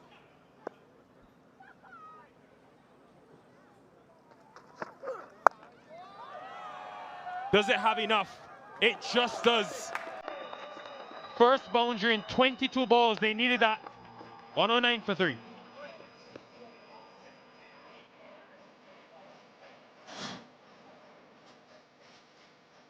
They're zipping past 3 figures here. They're now three down for 109. Yeah, that length, and Tajinder with those good wrists. Dines out on that smaller side of the square. You see, that's the small side of the boundary. Beautiful.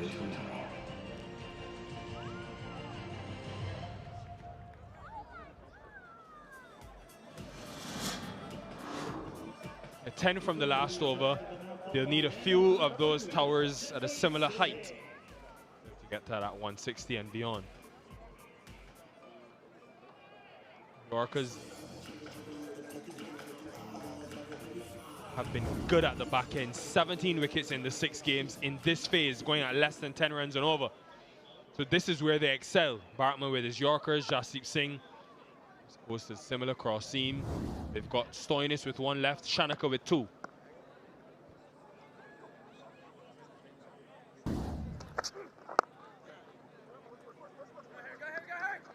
It's a bit like that old West Indian little statement chant.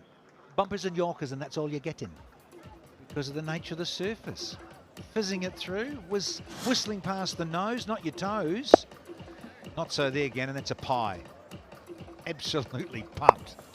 Yeah, deserved it. But yeah, someone with pace, get a good Yorker in, so you're worried about your nose, and then you get one on your toes, and look out. So there is a little bit of zip around on the surface. Bit of spice with the new ball. Very good.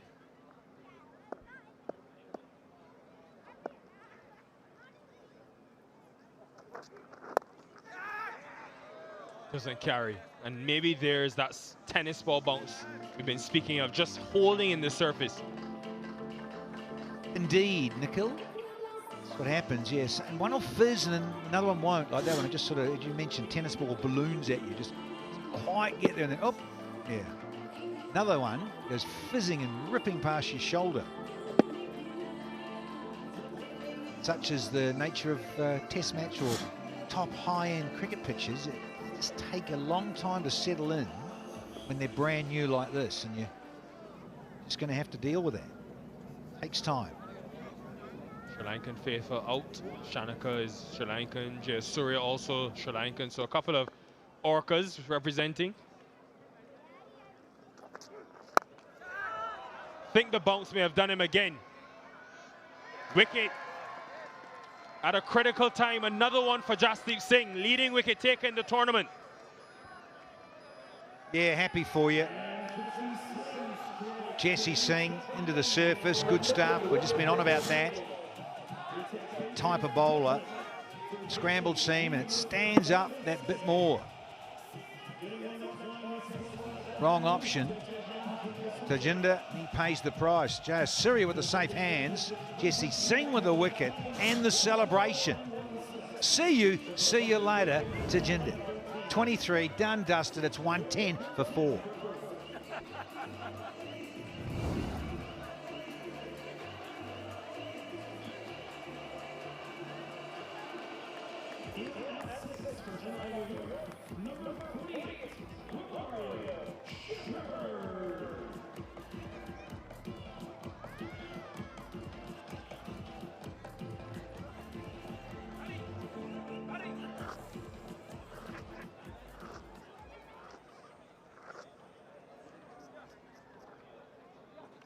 Last 5 overs, 30 for 2. Pressure continues with Romario Shepherd coming to the middle. They need his power and a few strikes.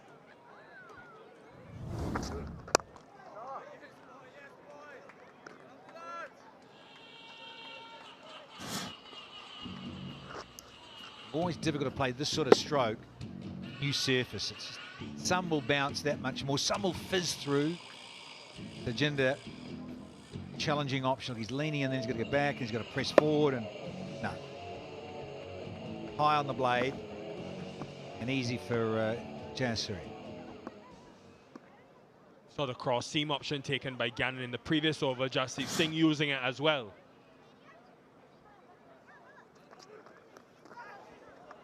Here it is again. I'd love to see that release. To see if it's the cross seam that's actually absorbing that bounce, Danny. Yeah, that's what batters hate.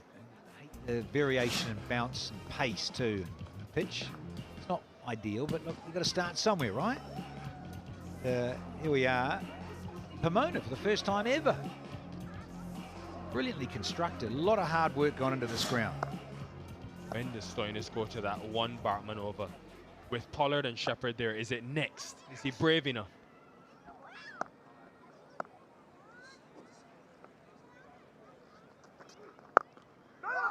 Maybe to combat the bounce, Pollard is down the track. He's almost halfway down, almost a run out, 111 for 4. Just 2 off the over, only 1 off the bat, and a wicket for Jesse Singh, who retakes sole possession of the wicket leaders and also bowled tonight's fastest ball. Both of those presented by our friends at Ridley. Jesse's firing one doing the power play at 85.9 miles an hour.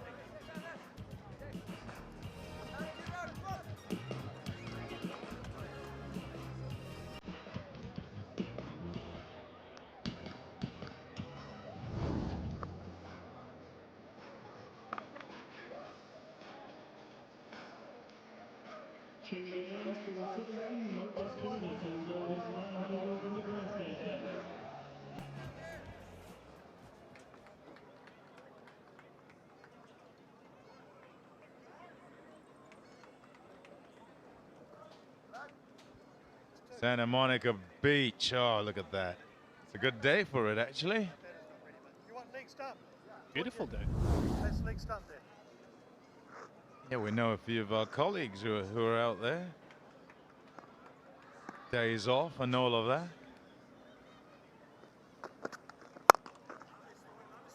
Lucky for some. What are we thinking on here, Pommy? Try and get 150, especially with these two guys. If they can't get 150 with these two, then they've got no hope. Some power hitters, not easy to time, but hopefully if they get a few away, they get the pace of the pitch. Might budge up there. Here's evidence of how well he can play. Not that any of you need reminding. And this was a record-breaking innings. 100 not out from 56 deliveries. They were in dire straits. Didn't quite get there. That power we talk about. Net well done. Jahangir in the deep. Became leading run scorer and all-time leading run scorer in T20s. What I liked about that shot, I think he's reading the wicket. If he's going to try overhit it, that's the one that goes straight up the chimney. But he's just waiting for it, getting himself a few more balls. We know he can play catch-up. So give himself a few balls and I'm sure he's going to explode.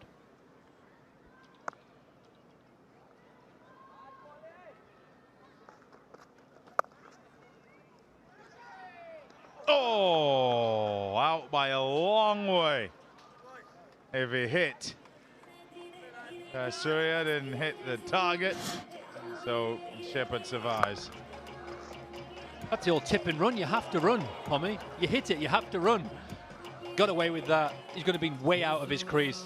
He's normally got such a magnificent accuracy with his arm. Would have been a country mile out. That would have been a big wicket, a big run out. But the guys are still here. Yeah, especially in light of this 150 that you're sort of talking about, which I think they would like to get about 150. I don't think it'll be easy to do that. Especially because both these batters are new at the crease. And I think the hardest ball to hit is just that length. Let the pitch, a bit like we've seen in the Auckland Coliseum early on during the day games, your best ball is hitting the top of the stumps. Bit of bounce, some bit shoot. That's your variation right there. The wicket of Tajinder, I think important. You want batters who've been out there some time. There you go, gone for the big one. And Surya only has to jog in to complete the catch. And in a quest to try and whack that away and begin the onslaught, Shepherd perishes. Here's Stoinis, solid length. It's that length that just bounces a bit like a trampoline.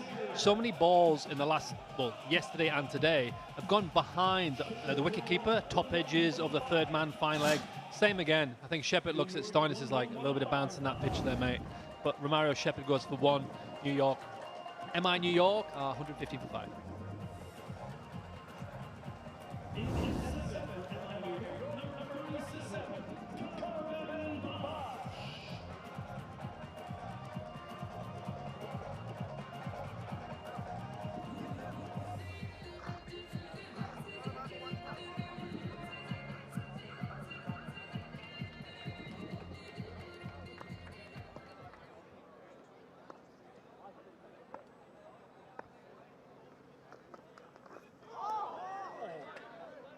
Corbin Bosch in. And he's surprised by one, the wicket. One that bounced and that one stayed down. 115 for 5.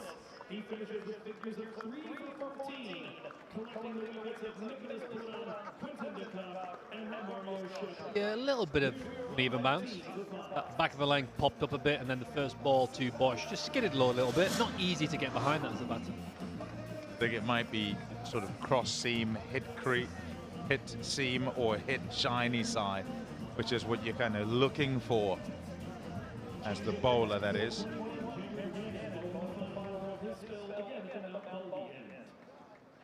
I think for me, this is potentially the over you have to attack. Use the bounce to your advantage. It's lovely inside the line and good contact away through the offside. 4 runs to start the over, and they'll hope that they can do more of that. It's actually a really good shot. He's kind of just leant back a little bit, but great wrists from the big guy. Obviously, he's known for his power hitting, but that's delicate power. But I think this over with the bounce of Gannon is like, if he doesn't get his length right, they can sit back in here and use that like springboard to get behind it and give it a good whack.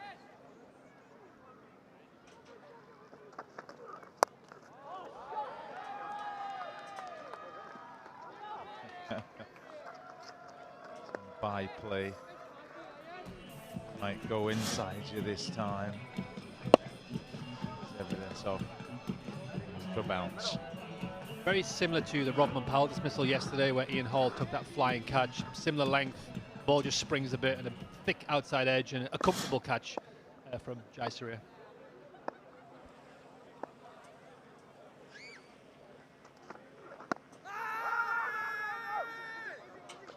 He's just sliding down the leg side.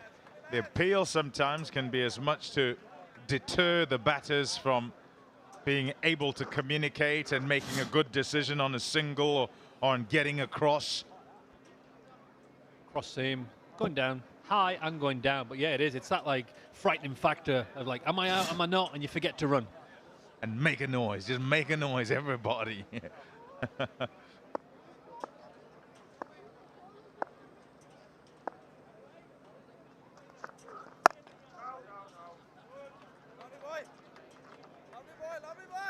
That's your length to a new batsman.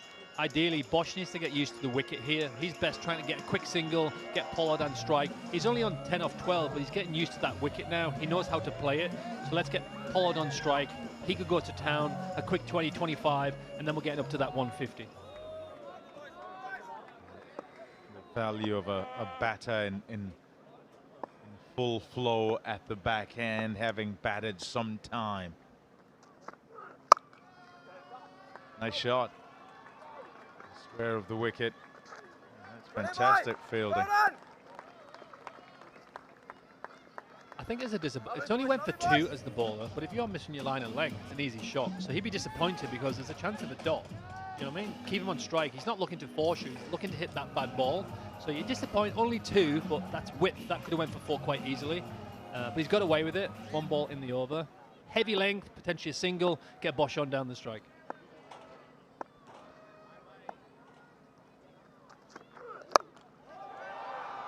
Fielder out there, Bretsky takes the catch quite comfortably. Looking to force it away, Corbin Bosch, and unfortunately doesn't work out. Happiness for Gannon. Actually a little bit full. I don't mind that from Bosch. He's got 1 ball left in the over. Pollard's at the non-striker's end. Have a go. Try and hit a boundary. Get that score up there. You still have a few wickets left in the shed. I don't mind that positive approach. Missed out, got out. Be disappointed with the dismissal. Corbin Bosch goes for 2. MI New York 122 for 6.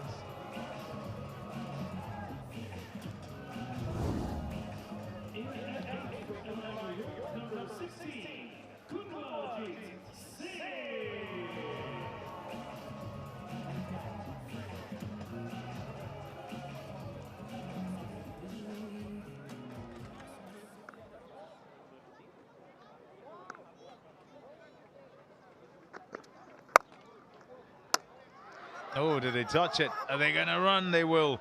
They'll get across to the other end. Didn't touch it, didn't claim it. The smile from Harmeet Singh says, come on, surely you touched it. Best way to get a wicket, right? Crazy way. Nowhere near it. Oh, maybe. Good seam, though. Good seam. Good seam out of the hand and then hit the bat, and the seam came rolling back to knock the stumps over. Surprised they took the single, to be honest with you, with Pollard. I'm going to say bowlers are not like batters. So he didn't claim anything then. Just, yeah, all good, didn't touch it. Let's move along, you know? Oh, big shout. Fingers gone up straight away. Do the butt, man. I think to your point, I think he was more happy that Pollard was off strike. Go upstairs here. We have a player review for LBW. The original decision is out. I've checked the feet. It's a fair delivery. Can you move on to front on, please?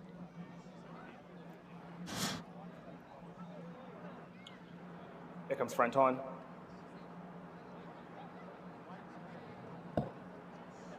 There doesn't appear to be any bat. Can I have Ultra Edge for confirmation? Here comes Ultra Edge. There's a flat line and a gap between bat and ball on the left-hand side.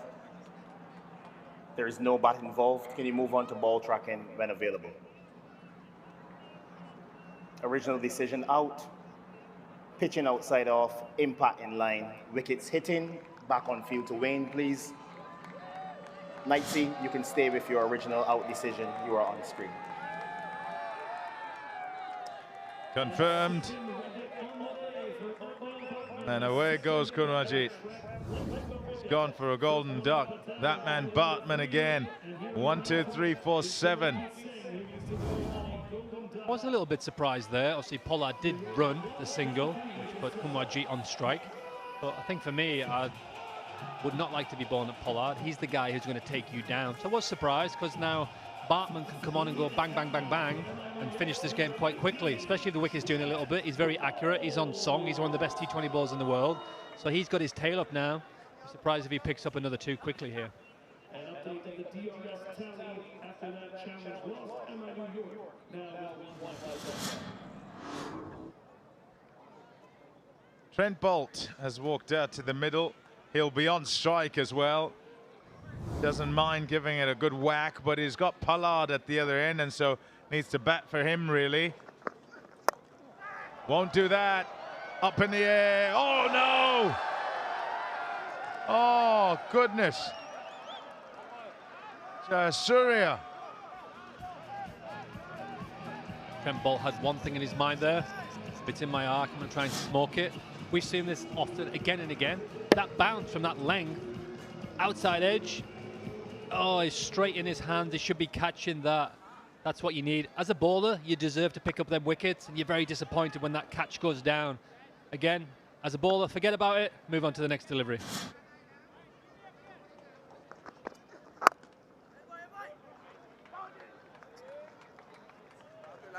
Lads.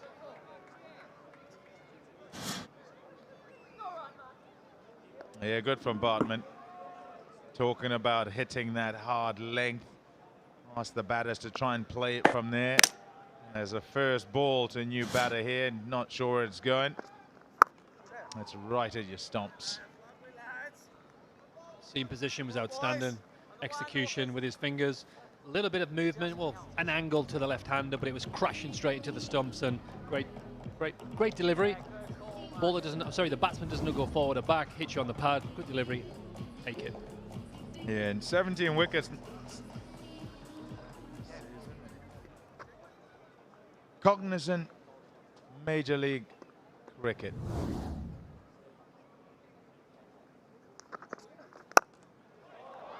That's a nice shot. Gretzky after it. Yep, he'll prevent it going to the fence. He'll run to make sure that Pollard retains strike. Might have to have a look to see if he is anywhere close to the rope. And in contact with the ball whilst he is in contact with the boundary. Nope, all's good. Rather ungainly, but job done. Distance of youth there, mate. Full commitment every run, especially on this wicket. Not easy to score on. It's also a bit risky there. He's got his right foot stuck in that sandy outfield. And his knee, and his elbow, and his shoulder. But he flicks it back, saves runs for the team. Great dedication. And he's only young. He's only young. 1, 2, 7 for 7.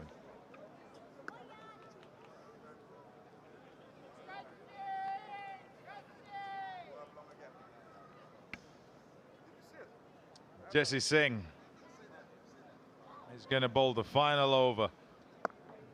Pollard facing up.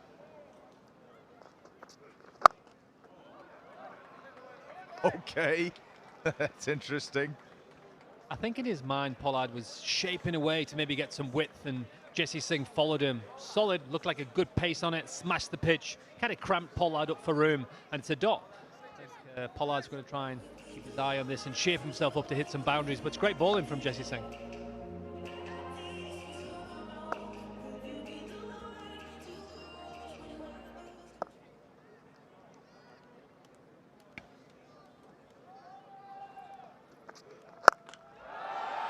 gone for the big one. Bretsky takes the catch. Another one for Jesse Singh. Another wicket goes down at the back end of the innings as they try to up the ante. Good comeback this for the Orcas. Solid length again. This is the hardest length to hit. It's just that tiny bit of extra bounce. I think normally on another wicket, Pollard would have sent that in the stands. Bit of bounce, good contact, and a simple catch. Well bowled, Jesse Singh. Big man Kieran Pollard goes for 12. MI New York 127 for 8.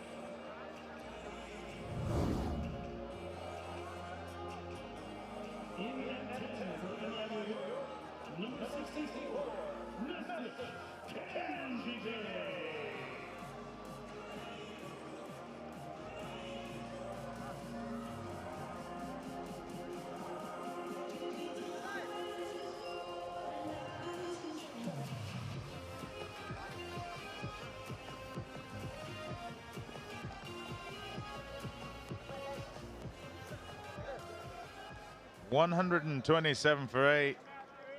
Just 4 deliveries to go in MI New York's innings. They were put into bat by Marcus Stoinis, who won the toss. And for a time they were going okay, but somewhat lost their way here. Noshtush Kenjige in. Oh, that would have been close. Sensible cricket getting Trent Bolt on, the main batter out of these two. Obviously can whack a few, but yeah, quick single. Had so much time there, Stoinis, to hit the stumps. I think it's going to be very close. Just missed. Maybe Trent Bolt might have made it. Yeah, I think he was going to be in. Would have been close, and he didn't help himself by sort of running away from the ball, running further than he needed to. All's well that ends well, though. They get a single, and he gets on strike. 3 balls to go. They'd love all 3 to go to the fence, really. Dot ball. Good work this. Just the one so far with 2 balls to go. Here we're looking at the wicket here. Smacked into the length. Pollard got a good swing on it. It's a big boundary out there, and it's a comfortable catch. Well, made to look comfortable by Bretsky. But another wicket for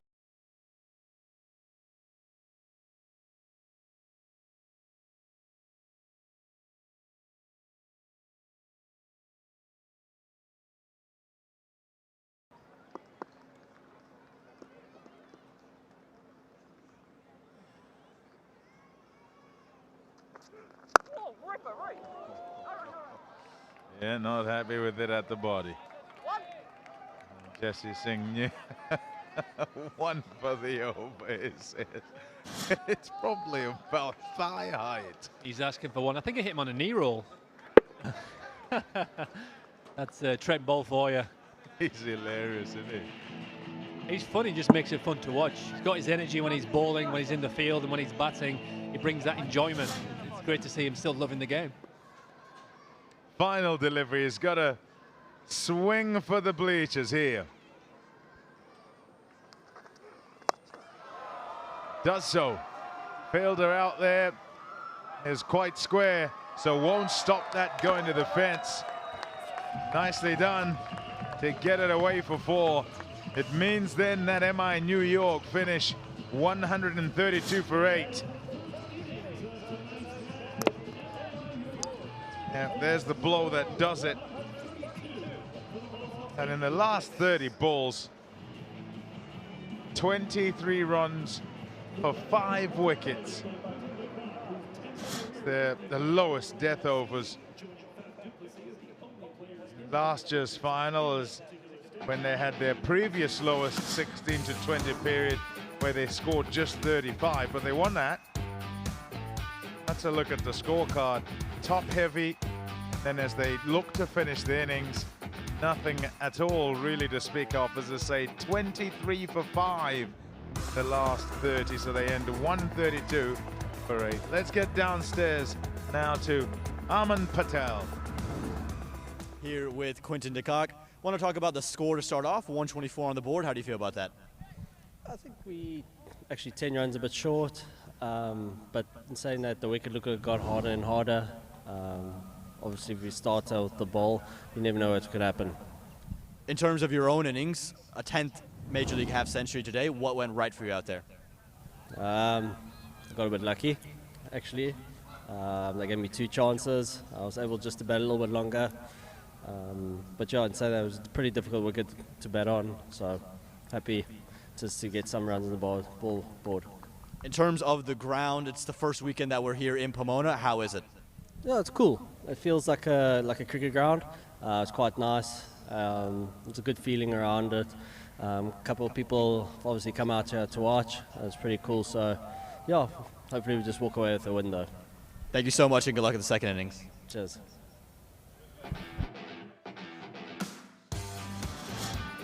A look at the bowling.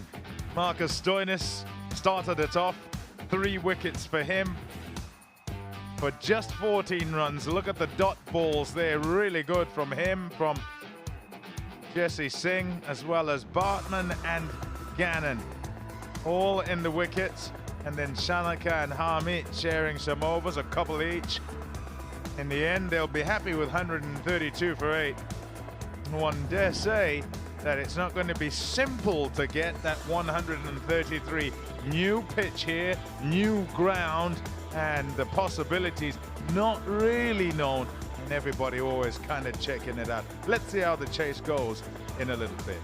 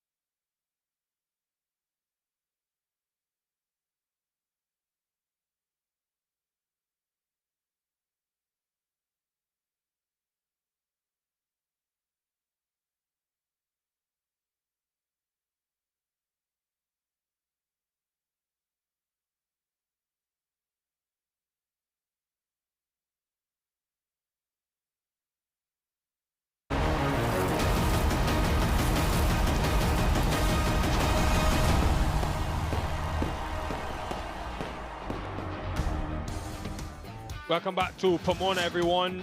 Quinton de Kock getting to 61, but other than him, disappointing scorecard for MI New York fans. 23 for 5 in the last 5 overs, and not the scores they would have wanted for that low order.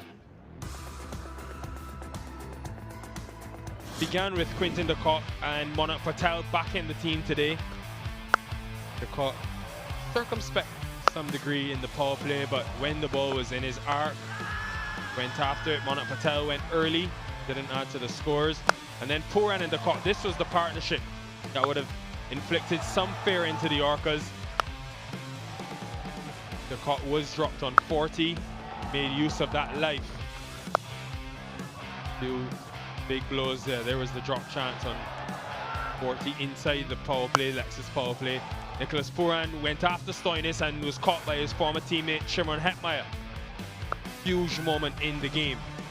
The Cock got to his 51st this season. Then Satyendra Singh and the Cock built a small partnership. This was the turning point. Cock first, then Singh, bit of extra bounce. And it was a procession really. Jasdeep Singh and the seamers yet again for the Orcas, doing the bulk of the damage, all of the damage, taking all 8 wickets. And restricted some powerful players in Bosch, Shepard, even Kyron Pollard, who was there till the final over. Harjeet Singh didn't add many, and neither did Trent Bolt, even after this drop chance. Pollard could have done some damage in that last over, but wasn't to be. Caught on the boundary, longer boundary. Celebration for the Orcas bowlers, and again, Jasdeep Singh, Bartman, both on 14 wickets this season. And leading the way, Stoinis, the captain, though, he's been so adaptable, 3 for 14. Right, every season we look for standouts in the Cognizant MLC. Well, this player, he didn't just stand out, he stood out in the final. Rushul Agurkar has been entrusted with this final over. The season comes down to this, and you as a youngster are up against Glenn Maxwell and all his might. Obviously quite nervous. It's normal for me being in a final. Maxwell wants to start the over with runs. They'll get one only. Big swing. It only just misses the stumps. These are gold. Pace off, gutsy, really brave from Agurkar. There was a very big battle ahead of me, but I felt like they haven't seen me enough to be like, yeah, we know what is coming. So I wanted to go outside the box. So that's why I just went slow balls, equal over one. Here's Maxwell. He doesn't get it far enough. The captain of the Freedom will walk away from the middle. If MI New York have done what at a time seemed improbable, and the 22-year-old Rushul Agurkar has bowled the final over, that win for just 6 runs. I think one thing that really helped me calm my nerves is, as a team, we had a video from all the families. Hi, Rushul. We broke the jinx. You have to pay us now to come for every match. You guys have been through a very tough journey, but I can't think of a better team to play. I think that's warmed my heart a lot, having the support of families, the support of my teammates, the coaches, everyone in the setup that we had. I think it just made my job a lot easier. Rushul Agurkar to accept the Under-23 Player of the Tournament award. At the time, I didn't even know the award was there. I was really focused on getting the job done. But yeah, it was pretty cool that, it was actually the first time I ever won an award. Post MLC, I was fortunate enough to finally make my USA debut as well. Something which I've dreamt of for a very long time. Future goals, obviously there are a lot of things you could say, like playing in different franchises. In terms of USA, playing for the ODI World Cup, playing the T20 World Cup, all those things are definitely big goals. Yeah, I think just taking every day as it comes for now. Just hope that I can do well for my team, whichever I play for. A life-changing night for Rushul Agurkar. We'll see him very soon. It's 133 for the Orcas to win after the break.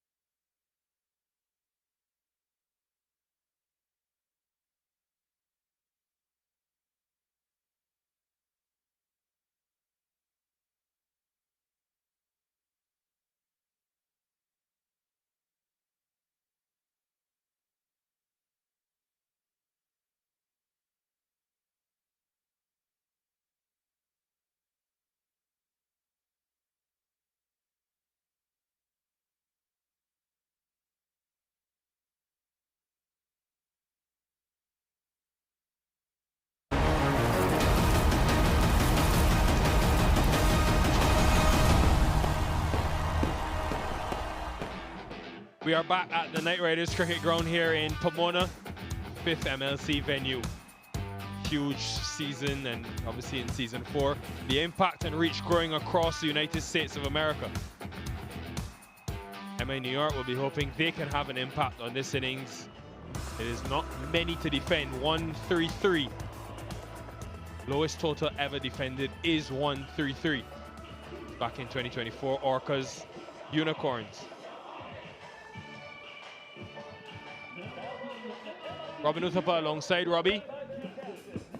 What's going on in Nicholas Puran's mind? Good evening, Nikhil John Dani. Must be a lot going on in Nicky P's mind right now. They were well set to course to score above 150, but not to be. Need only 6.6 runs and over to Orcas. And with these two batters, Jahangir and Seifert, who are in some scorching hot form. Unlike the weather here, which has gotten really cold very quickly once the sun's gone down. But they've got personnel who can stop this pair who's been on an onslaught. It's Cognizant MLC. Season 4. Trent Bold will start proceedings with the new cherry.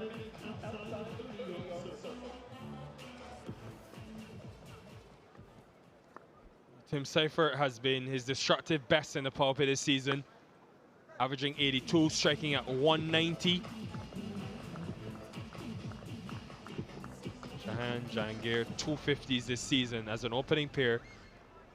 They have been very good. It was one of the weaker areas and deficiencies for the Orcas last year. They trialed a few different combinations. This year, set as we are, 133 to win. That movement coming back into Seifert, slip in place, deep square, deep mid-wicket. Yeah, that big back lift. Trent Bolt seen that big back lift. So bring that ball back in is a great idea. The back goes high. The ball back coming back in gives Seifert less room to freeze arms.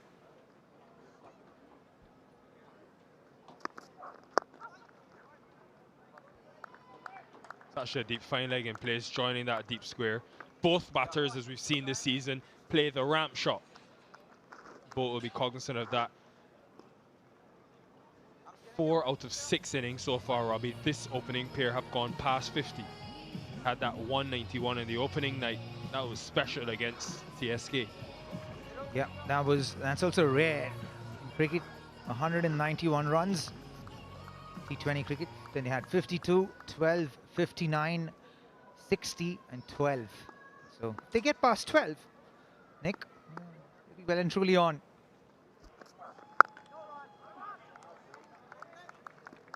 Just reflecting, it's amazing how quickly that MI New York innings fell apart. They were 99 for 3 at the 15th over. Reminder of those, or confirmation rather, of the 2 dominant openers on the VTEX leading run scores chart. Jahangir, Seifert, sandwiched between Faf, Pretorius, Owen.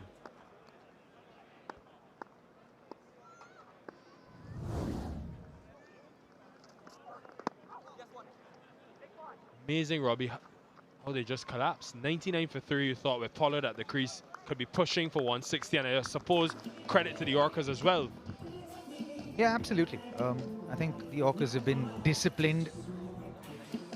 Cannon and the other bowlers both have bowled well, asked the right questions, just kept maintaining the right areas. And that's the thing about playing in a new ground and a fresh wicket. You've got to give yourself a chance to get in before you take on the bowlers. We saw Quinny de Kock do that, had success. He mentioned in his post-innings conversation that the wicket got harder to bat on as you continue to bat on it. It'll be interesting to see that once the temperatures have gone down, how this wicket actually plays. We're still in discovery mode here, Nick. We're still discovering what kind of a wicket it is and how it behaves.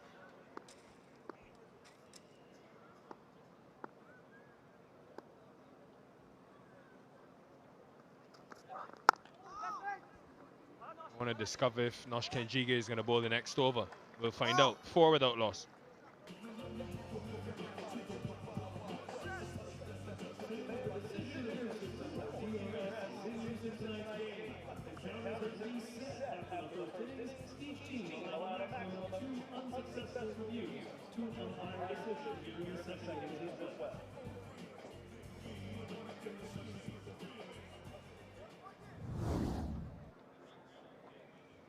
Opening the ball at the Mount Holly end for MIU, number 37,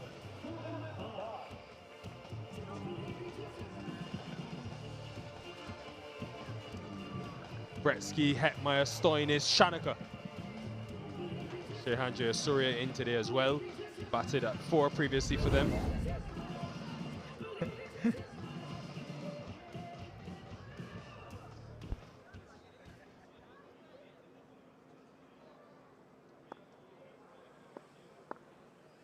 Corbin Bosch. He's brought a level of express pace this season. Yeah, he's got wheels, hasn't he?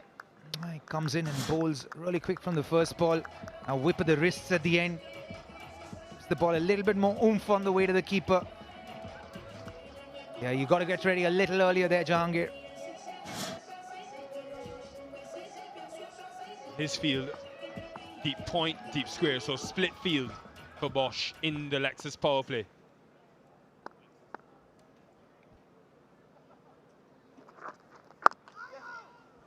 The reason, Robbie, I asked that question in the previous over, the LA Knight Riders showed that spin against Cypher can contain him to some extent. So I wondered if Kenjige, who has previously opened the bowling for MI New York, he was an option. But I'm sure we'll see him at some stage, especially with the 2 right-handed openers. Yeah, we most certainly will. It's not a bad option, honestly, Nick. It's a fairly good thought, honestly. But I think with the kind of bounce and movement that's there on this wicket, you want to give the new cherry to the fast bowlers and help them extract something out of the wicket.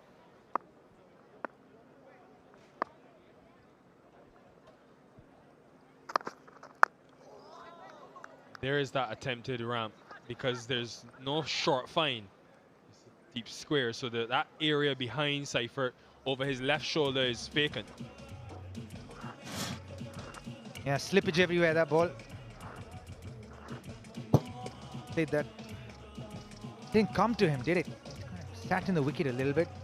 Yeah, and kept low as well. Skidded through. Then Tajinder had a little bit of slippage as well as he was collecting the ball.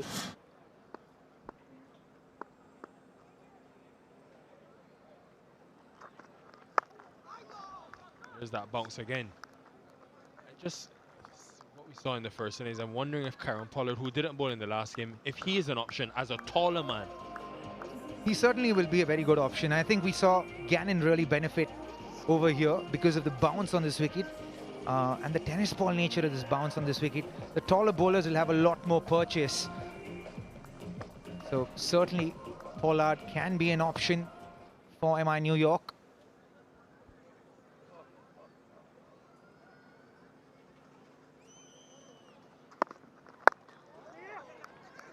Usually a very quick scoring team in the Lexus power play, the Orcas, 10 and over, second best in the league, but today may call for something different from these two. Pretty much if they're there for the first 6 to 8 overs, Robbie, you'd feel that the Orcas are in a comfortable position. Anything can happen, but these two have been paramount to their success. Agreed, but I also think that with cricket, you play the conditions more than anything else. And you want to be able to make sure that you give yourself the best chance to do well in any condition. Uses the pace nicely. Still waiting for our first boundary of the innings, 9 for none. Remitly speedy delivery from Corbin Bosch to end.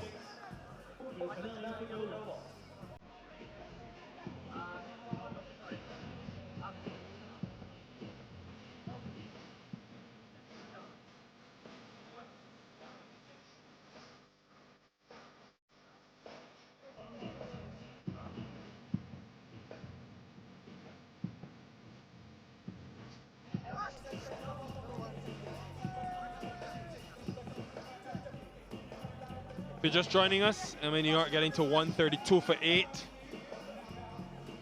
Nice cool evening. Hoodies are out.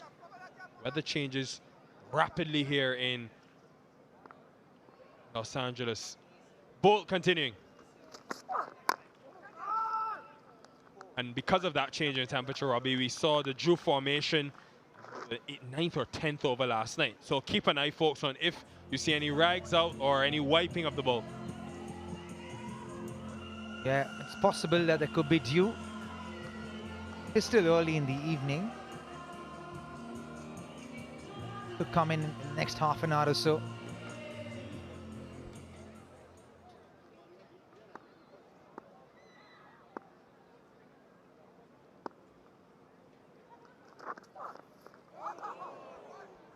Oh my goodness. That stayed low, and that will plant a seed of doubt into the mind of Jahangir. Yeah, this is when it gets tricky, doesn't it? On a bouncy track, the ball suddenly starts doing this. Then you start wondering, where do you set yourself up to play? Do you set yourself up to play the bouncy ball or the ball that stays low? Because the biomechanics for either are very, very different.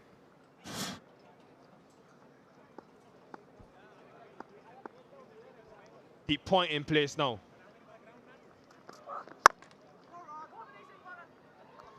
Must be hard, Robbie, to put that out of your mind as a batter, having to carry on. Yeah, and that's what separates a good batter from a great one. How quickly you can let go of the past and come back to the present. As a batter, when you face a ball where it keeps that low on a wicket that's been bouncing pretty well, that's when you start wondering, okay, how do I set myself up? And you want to say, I'm going to clear my head, I'm going to watch the ball, I'm going to take this information into my mind, park it there in a corner. If I need to go back to it, I'll go back to it when I'm at the non-striker's end. But let me come back to watching the ball and watching the full journey of the ball from the bowler's hand till I actually play the ball. And that kind of drives you into the process of playing the ball. And that gives you the best chance to play the ball well.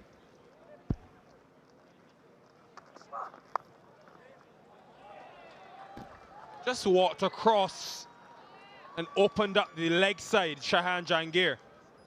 Yeah, good solution this and good batting. That's a sign that he was not worried too much about that ball that kept low. Came inside the line of the delivery, trusting that the ball will bounce and manipulating the field. Very well done, Jahangir.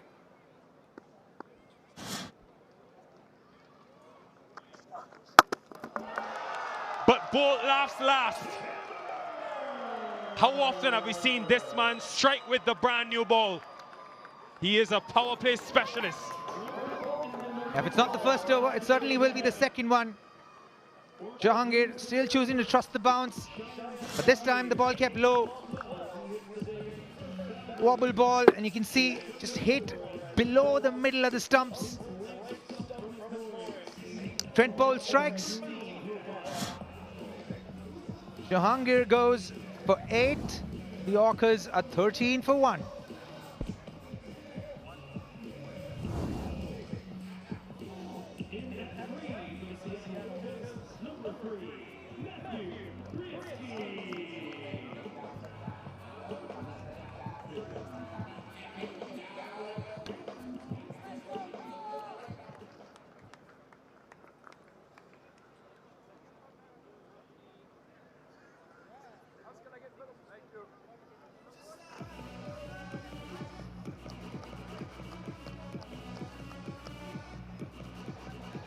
Bolt juniors will be quite happy for Dad. Striking in the power play. 21 wickets in the MLC now in the power play. I say, Robbie, I'm confused, but we'll get to that. Matthew Bretsky comes in. A couple of half centuries for him this season as well. He's been quite the addition in that top 3.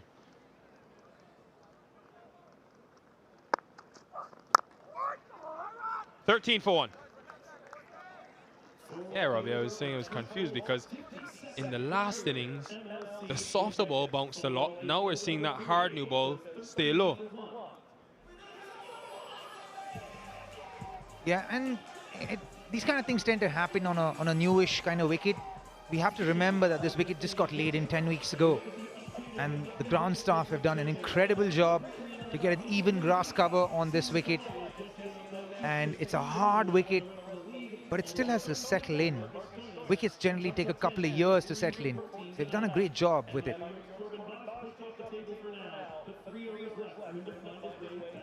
Given that they've actually done a good job with it, I think it's about just application for batters and how you apply yourself on certain wickets. And the ball might start, sitting up after a certain point in time, because the ball gets rougher. The balls with a new ball, it'll skid off the surface a little bit more. And as the ball gets older, Nick, because it gets roughed up a little bit, the ball tends to sit in the wicket that much more, especially if the bowler's using the cross seam there. So look at the wicket again. Back to Wade, give himself room. Kept low, about 6 inches below his bat. Holes everywhere.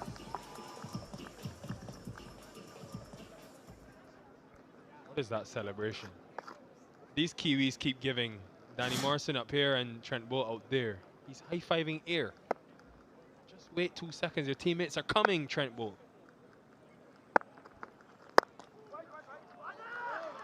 Well fielded. Saved the boundary with the deep square behind.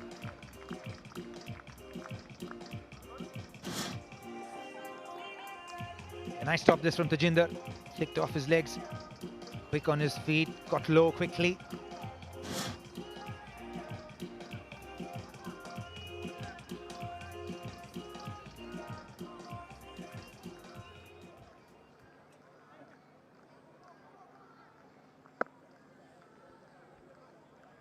Point, deep square. Slip. Surprising that the Orcas have lost 3 and won 3, Robbie. But they are high up on the table, and part of the reason is number of different batters have chipped in.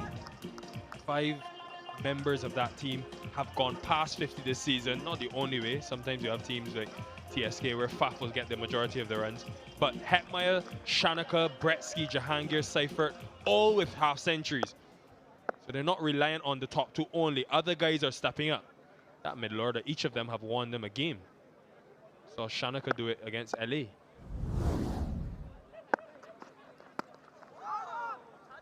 There we have it again. Skidding off the deck. It's a tremendously speedy delivery. It's quick. See that wrist coming in action, getting that extra bounce. Well done by Bretsky to get his hand off the handle of the bat. Like getting hit between a rock and a hard place. The ball, the hands on the bat at that point in time. So well done by him. Reflexes.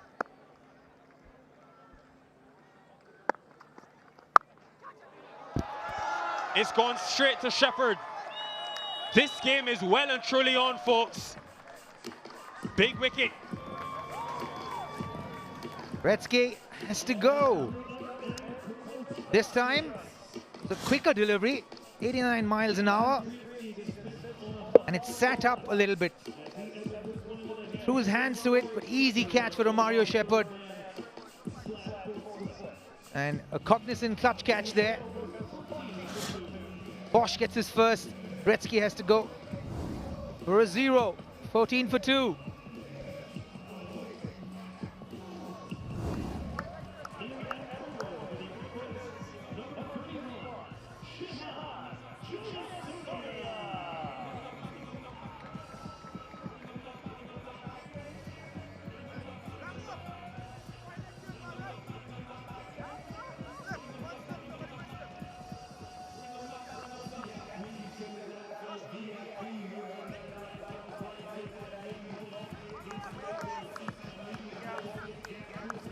Four seasons in the Cognizant MLC with the Orcas. Shayan Jayasuriya plays his first game of the 2026 season. Been in the international setup now, recently joining the USA, of course, former Sri Lankan international. And he dropped 2 catches earlier today. All will be forgotten though if he can win this game for the Orcas. This is his major discipline. There's a gully in place, joining a slip. 14 for 2.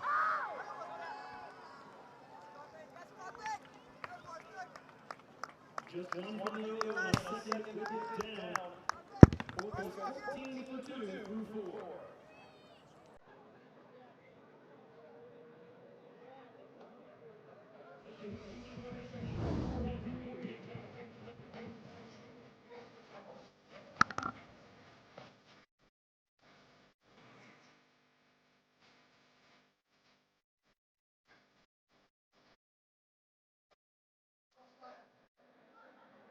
Seattle Orcas, they've got one heck of a lineup too, and they're going to need it here because it's tough going at 14 for 2 after 4. There's only 12 balls left of the Lexus power play left. Seifert now got Jas Syria with him. And we've got, unsurprisingly, Trent Bolt. He's going to have 3 on the trot because he's got 1 for 7 from 2 against his countryman from New Zealand, Tim Seifert. He's got a bit on. Corbin Bosch got rid of Matt Bretsky. Mika Colin, you're here. What about this? Cognizant clutch catch here, Danny. Absolutely amazing from this bowling department here. No doubt that they're going to be continuing with the bowl when there's 2 absolutely experienced people on either end leading it for MI New York here. Well, tough gig, and you just come in because you're up against Trent Bolt, who's got the highest dot ball percentage of any seamer in MLC history. 54% from this guy.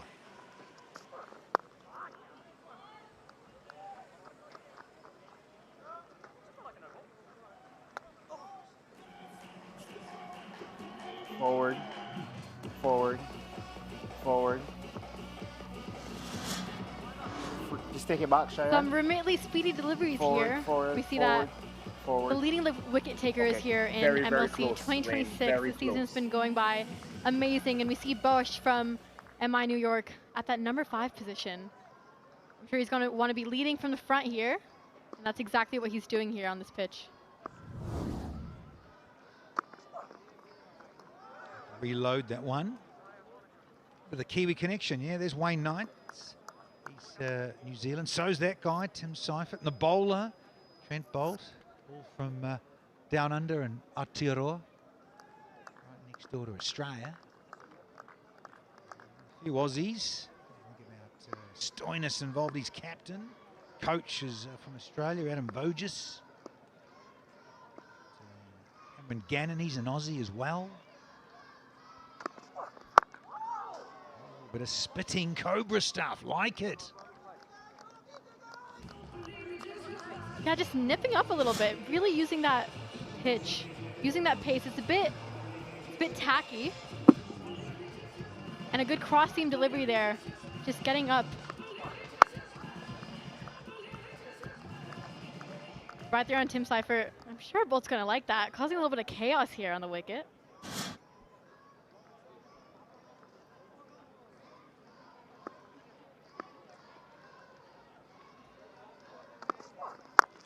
Bowling.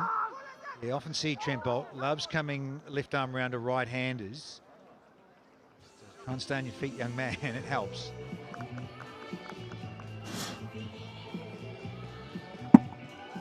Yeah, good shapes here from Seifert. A little bit of a tumble Kenji took here.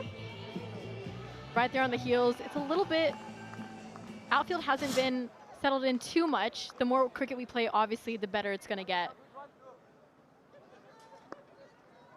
A little slippy there from Kenjige, and I'm sure Bolt's going to bring some fire in from the other wicket.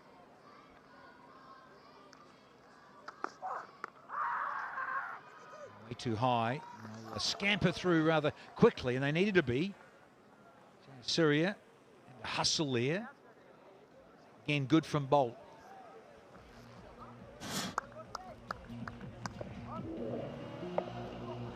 A really good areas, just nipping it back on. Scurrying there for a single, and I'm sure that's going to be wanted by MI New York. Unfortunately not in their case so far, and Jay Surya lives to face another delivery. The only one to go. There'll be 5 done, and you've got 1 more for a power play to be finished. Good seed. Good line. 5 done, it's 18 for 2.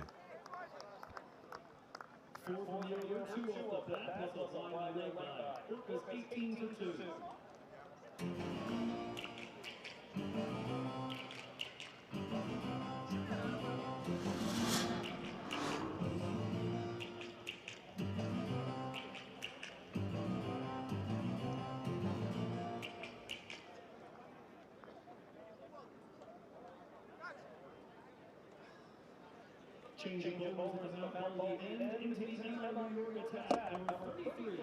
132 for 8 is what MI New York could post, thanks to Cock, to Jinder there. A little bit of the skipper Poron. Tough going. All the players have said, yeah, look, it's a little sticky. We all know that and appreciate a young pitch that's only just been laid in the last 9 or 10 weeks. So we've got Agaka to come in. And he's had a pretty good time of it here in Cognizant MLC in Season 4.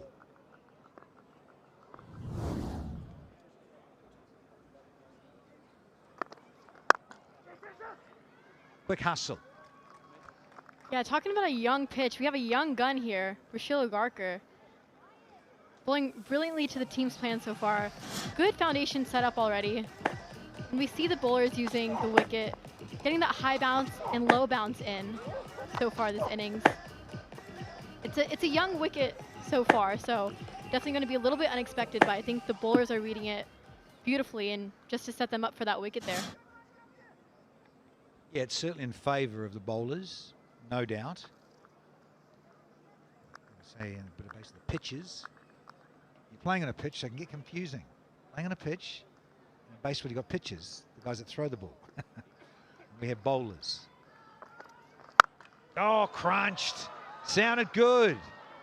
Not quite all the way from maximum, but much needed here for the Orcas.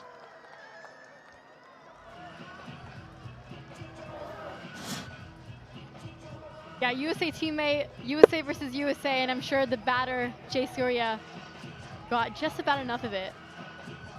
Slow outfield, but the amount of power he got on that races to the boundary for a 4. Yeah, just mentioning before, wasn't it, Kenjigate? A little bit of slip. The temperature drops here, so there is that little bit of dew factor coming in. Saw a little bit last night as well here. Opening night here. Not two this time. Yeah, scampering a little bit for a single, ended up getting it for the Orcas in the end. It's a fairly new wicket here, obviously only the 2nd game here in Pomona. Outfield still needs to settle a little bit. I'm sure good running between the wickets should do it for the Orcas here. Kept a little low, but it's Seifert now who's been in for a little while, dozen deliveries. Just shows you in keepers. And you are one of those. Poland. Hand-eye, good hand-eye from Seifert. Yeah, good eye, definitely. You have such a good vision as a keeper. You're always behind the stumps, and you know how that wicket is going to play. So I'm sure Seifert is just going to want to spend time on this wicket, see how it comes onto his bat. I'm sure he saw that all innings already. Let's see how he goes. Let's come around the wicket here, Agarkar. Yeah. Good call from Seifert.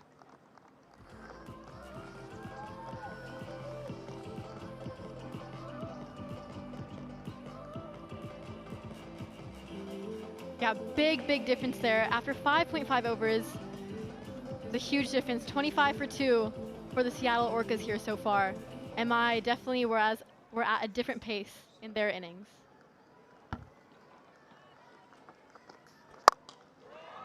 To get after it and has Jayasuriya. So end of the Lexus power play. 11 off the 6th over, and the Orcas are now 29 for 2.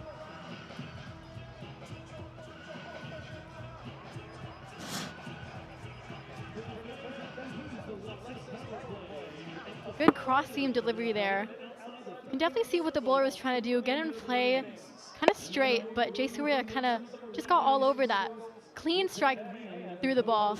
That races away to the boundary as well, ending that over with another 4.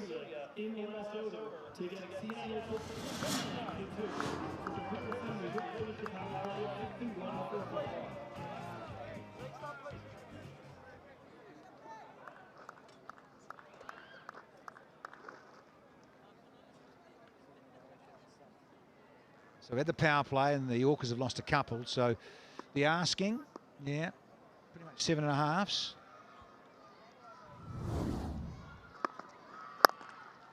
A bounce here because we've got Romario Shepherd on, replacing Bolt.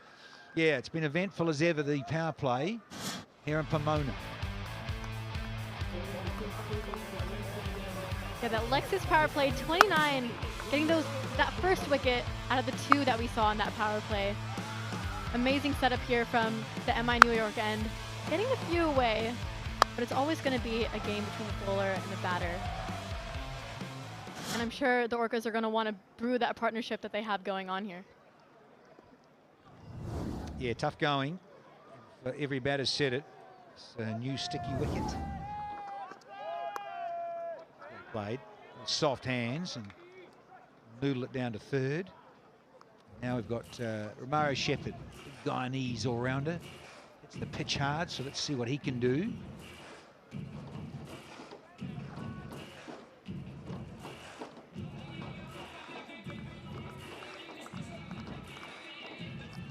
Orcas need 102 runs from 82 balls here. Going at 7.5 so far. On! There's another one. Third one down with a little chop on. And it's the man that's been in for a while. Tim Seifert, he's out of here. Those in blue loving it. Seifert's got to go. Never easy on a wicket, and if you're 9 off 14, you're going to want to get it going. Shepherd just knocking his stumps over a little bit of an inside edge there. A good celebration.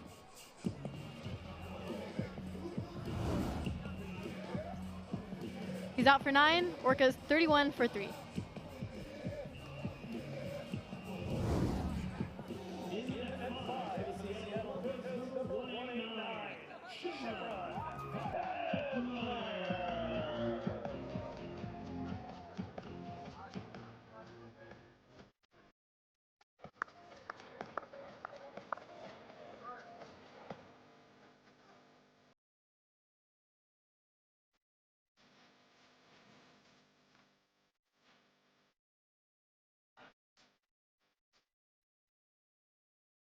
Orcas are like all the sides so far. It's difficult up against the new ball, a new stadium on a new pitch. But Shimon Hepmeyer, huge amount of experience all around the globe in T20. So got another lefty, 2 lefties out in the middle now for those in green. It's been tough going, but well, things can turn around. Put your eye on a little bit and experience to the fore. Let's see if Hetmeyer and Jayasiri can get things going in terms of a partnership. It'll be pleasing. Get off the mark, get underway straight away, get off the dreaded 0.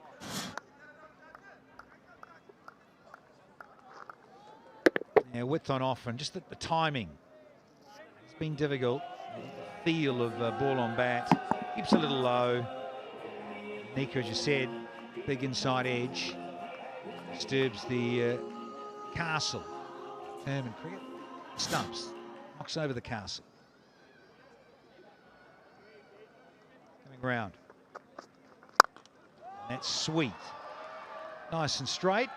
Take another boundary.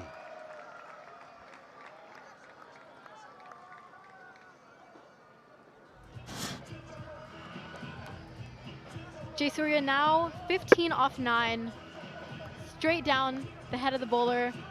That is a 4th 4 here for the Orcas. And it now brings them to 36 runs. So, I've been told that's the first boundary off Shepherd's bowling in 32 deliveries. He was so good there in San Fran at Oakland. 7 bowled, 37 for 3 here.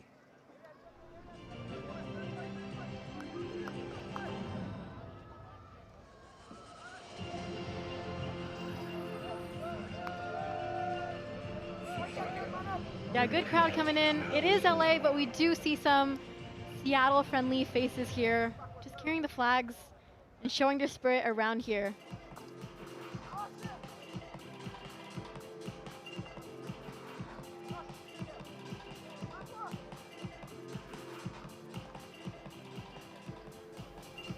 Have the pleasure to have the bowling coach for MI New York alongside me, Mitchell McClenaghan.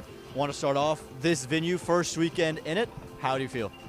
Yeah, it's great. Look, I think the ground staff have done a phenomenal job being able to get this ground up and running in the short time span that they've had. And look, it's setting up for a major event in a couple of years' time with the Olympics. And it's just great to have cricket at the Olympics. And I think it'll be, by that time, I think it'll be a great surface. Yeah, talking about that surface, we've seen a lot of deliveries and different wickets being played. What do you make of the surface itself? Yeah, kind of a little bit like how San Francisco was, where we've just come from. If you're disciplined and you bowl straight, there's something in it for the bowlers, which is not usual for T20 cricket at the moment. So it's nice to see that the bowlers can actually show their discipline, and that's what our boys are talking about, being as disciplined as they can. And T20 sometimes you get a little bit scared if one shot goes to the boundary, but we're just asking the boys to repeat it and keep it quite simple. It's your second year with the team as we see another delivery bowled in. What has been your approach with the bowlers in your time here?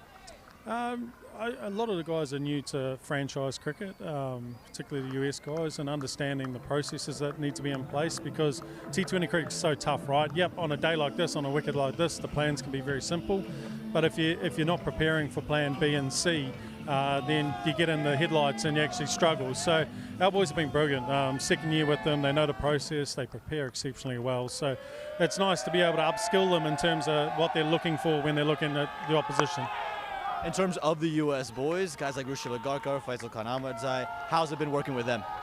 Yeah, look, Rashil's great. Him and Nosh Kenji, like they come and they're probably the most prepared guys when they turn up to their meetings. They know what they want to do. They've got great skill sets. Look, Rashil's one of those unusual ones that we see in T20, particularly in the US. He's got all the change-ups, all the skills, and he's very confident with what he tries to do. And look, Faisal's exciting. Faisal's really exciting. We haven't seen him in the competition yet, but he's got some serious pace and unusual for a left-armer. He swings the ball like into the left-hander away from the right-hander. So he's got a uniqueness about him and he hits the bat hard. So I'm excited when we actually unleash him in this comp. As you look forward to the rest of the competition, what are you guys looking forward as a group to try to climb up the table? Yeah, look, we've got a really big phase right now. We play tonight and we've got a back-to-back, day off and then back-to-back. And this is kind of moving week, in golf they say the third round is moving day, and that's what this week here in LA is. It's going to really position us nicely if we can get it over the board and two or three of these games to be able to have a nice run home in Texas. In terms of the experience in your group, Trent Bolt, Kyron Pollard, Corbin Bosch, how has it been to utilize them to help the U.S. guys?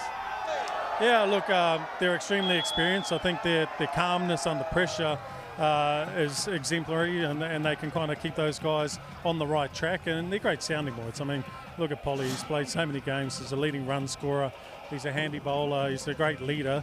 You have guys like that in the group, it's great. And these kind of comps, you get the best out of guys like Trent Bolt. The bigger tournaments, they go about their own work, but here they really buy in and try and expand the knowledge of the local players and help them become greats of not only like playing for MI New York, but also when they go and play international cricket. Coach, thank you so much and good luck the rest of the way. Awesome, cheers. Big Mitch McClenaghan, strapping left armour, played a bit with Trent Bolt for the Black Caps for a long time, also with the MI franchises, the coach and player. Well bowled. Oh, the two West Indians having a crack at each other. 8 overs have been bowled, and the Orcas now are 44 for 3.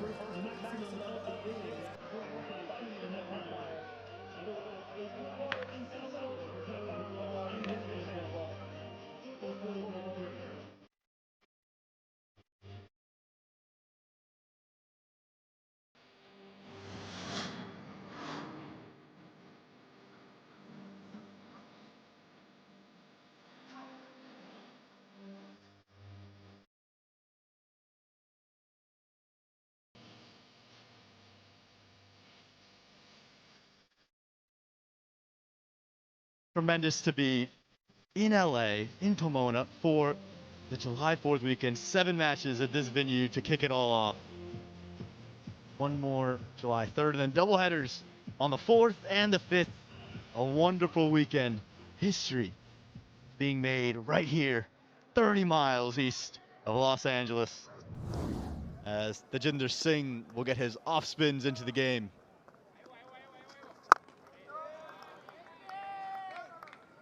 Straight away, Sanjay Surya wants to go after the part-time off spinner. Must know full well that it doesn't turn because he just decided first ball to run at him.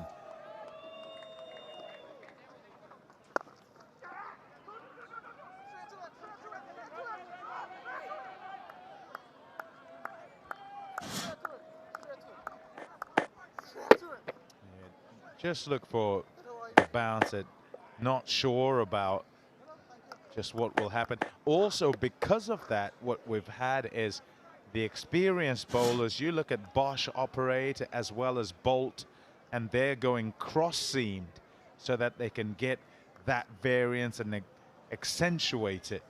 When it hits the seam, it will kick up, and if it hits the shiny side, then it'll tend to sort of skid on and stay that bit lower. And it can be disconcerting for batters because then they're not able to line it up off a particular length. When you do see that cross seam, Tommy, what do the best batters do? How do they adjust to that cross seam?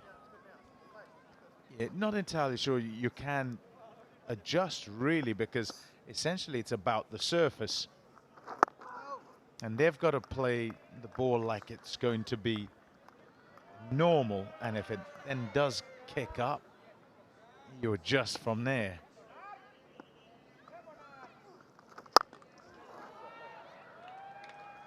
Yeah, there's a great degree of difficulty in that, and hence we've been on about how tough it has been for the batters.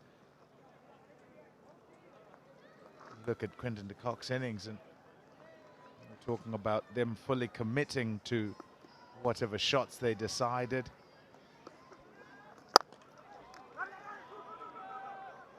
And that's exactly what he did, and managed to get some away early and then dominate for some time. And as they went on, as would go on each time, even yesterday, and it just seems to get a little harder and harder.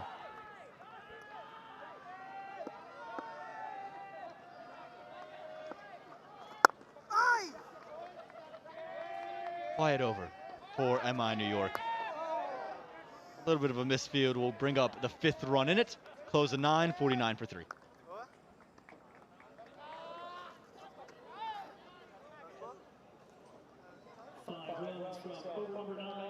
Even at night, this venue is something to behold. Yes, you speak about the mountains, but this Fairplex, 453 acres of absolute beauty. So much to enjoy. For the Orcas, they'll enjoy increasing that run rate, trying to compete with that blue line that was just inching forward.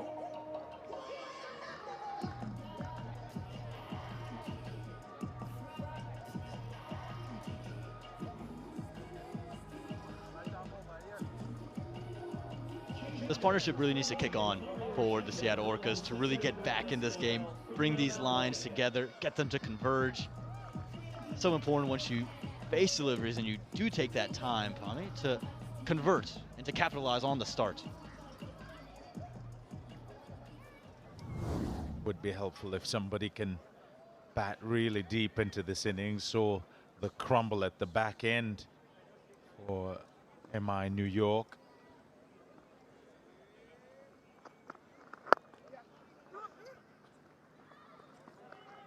Two guys that can do it. Sanjay Surya into the side for the first time this year, but he's coming off some good form as the 50 comes up. Earlier last month, up in King City in a League 2 series for the USA, scored his first ever ODI 100 on a really tricky surface up there in King City, Ontario. And so he would take the learnings there where the balls were kicking up and staying down, he was able to convert, he would take those learnings and apply them to Pomona.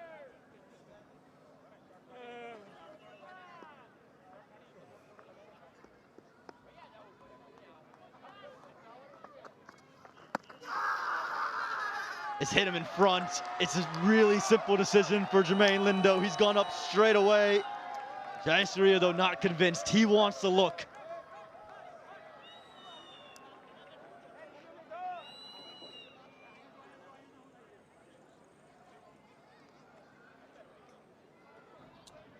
We have a player review for LBW. The original decision is out. I've checked the bowler's feet. It's a fair delivery. Can you move on to front on, please?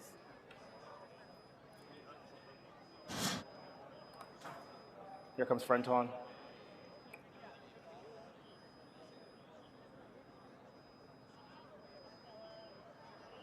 There appears to be a gap between bat and ball. Can I have ultra edge just to confirm? Here comes ultra edge. Flat line as the ball passes under the bat. Gap between bat and ball. There is no bat involved. Can you move on to ball tracking when available, please?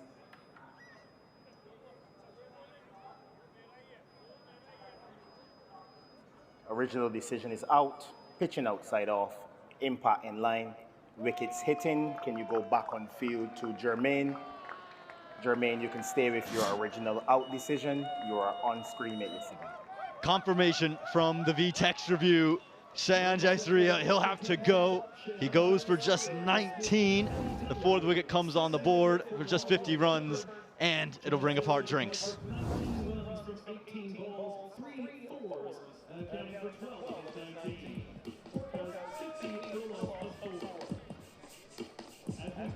Just as we spoke about partnerships and speaking about converting to a start, Jaisaria faces the consequence of coming across the stumps. Goes for 19.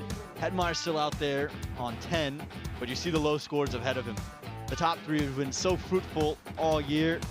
9, 8, a duck for Bretsky, not where the Orcas wanted to be.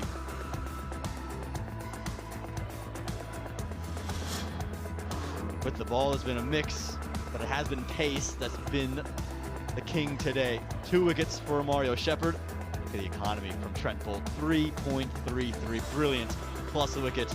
And then Corbin Bosch, he'll take economy of 3 as well. Says Trent, I can do one better, and he'll claim a wicket to his name. It's been clinical from MI New York. Seattle Orcas would have had the momentum with them, having stalled out MI New York at the end of their batting innings, but was unable to read the conditions. Shayan Jahangir that goes first, then he just edges one away. Things just cascaded from there. Jaisaria's got in, we talked about it. They would play a couple of those strokes away, but needed Seifert to bat alongside with them. Chops one on. And Jaisaria looked good. Thought, okay, he can kick on. He's played the strokes. Hetmeyer's getting involved. Maybe there's some fluency building. But just before that, just before the end of drinks, this has broken the momentum. LBW straight in front.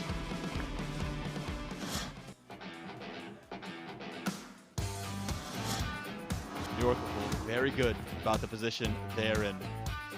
Having the Orcas 50 for 4. Needing 83 from the final 64 deliveries. Plenty of bowling options up their sleeve. Overs to go. Bosch still an over of Trent Bolt. Clarker's got 3 as sleeve as well.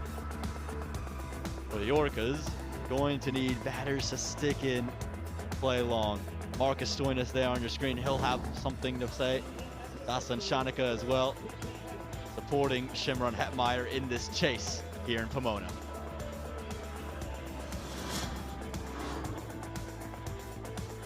We have a look at this Lexus points table. Such a strong start to the year for Seattle. Sitting in the 2nd spot. We talked about how poor they were to start last year. They're not going to want to flip last year, however, where they picked up momentum towards the end. You don't want to lose it here.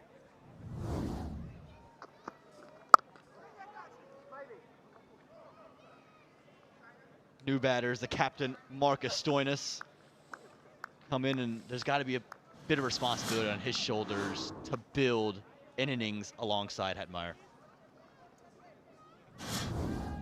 Another look at the wicket. Just trying to help it on its way, and it struck right in front. Good work by Mario Shepherd. Second wicket for him.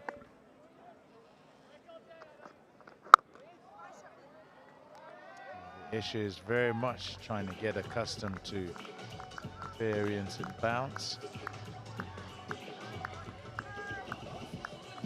Also trying to keep watching that rate required.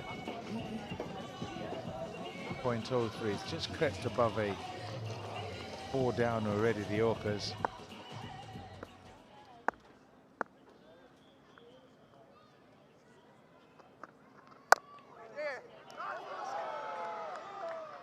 Just there.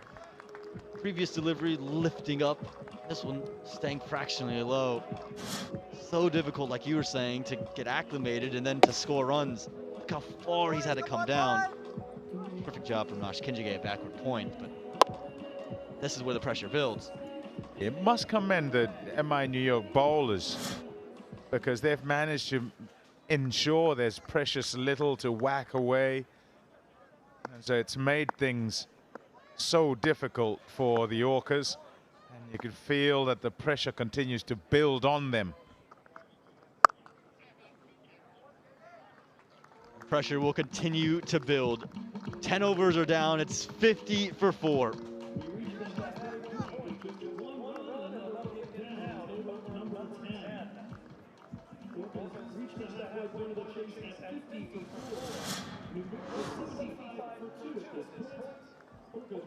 Mario Shepherd's been brilliant today.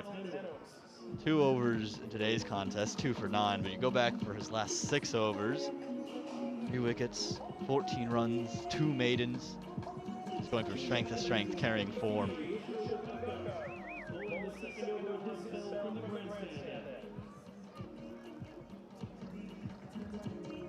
I mean, where do the Orcas go? Who do they look to attack on a night where the bowlers have been sensational? Here's a look at 2 for 9. Brilliantly. Here's Rushal Agaka as well. For 11 off his first.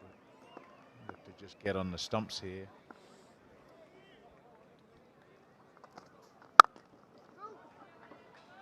If he doesn't get it right, he might well be the one to bear the brunt. And essentially what both these experienced customers and Hetmeyer and Stoinis would like is to get a partnership together, but to kind of just pick up as they go. Still have half the overs. Rate required, as I say, is just crept over 8, but that won't scare them, because they know if they can put a partnership together and then have some sort of onslaught, then they should be fine, as the pressure will shift also. If they keep that partnership together and get some flow, it will shift onto the bowlers, which will allow them a few more errant deliveries to then put away. But it's the getting through this bit and putting some sort of a partnership together whilst the score kind of rotates, the strike rotates. Just short. I reckon it's just short of Manan Patel. Did really well to keep it from getting past him in the end.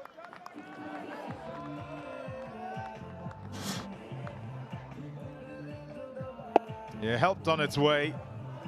Fielder back there, and Manan Patel does well to go for the catch and get in behind it, but doesn't quite get to it. Yeah, he knows how important this wicket is, the wicket of Hetmeyer. They're desperate to break the partnership so that they can seal the game.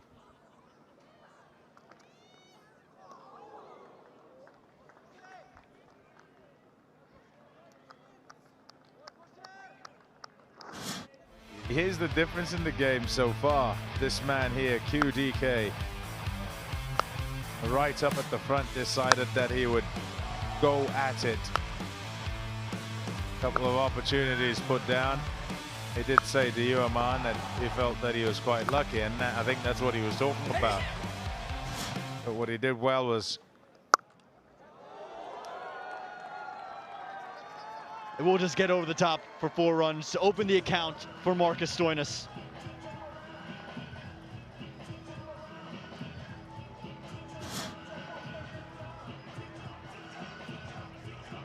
Yeah, sliced away intentionally. Over backward point. An opportunity with the width for him to do that. Precious runs those are. 7 off the over with still a couple to go. Is that rate required that I'm talking about? Just need to keep an eye on that.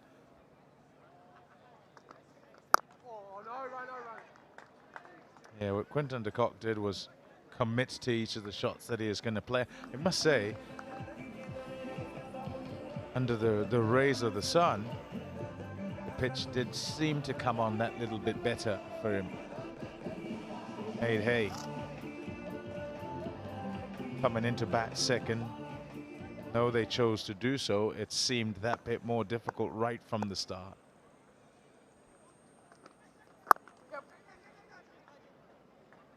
Boundary in the over for Marcus Stoinis. Maybe can just bring the Orcas some momentum. Close of 11, 58 for 4.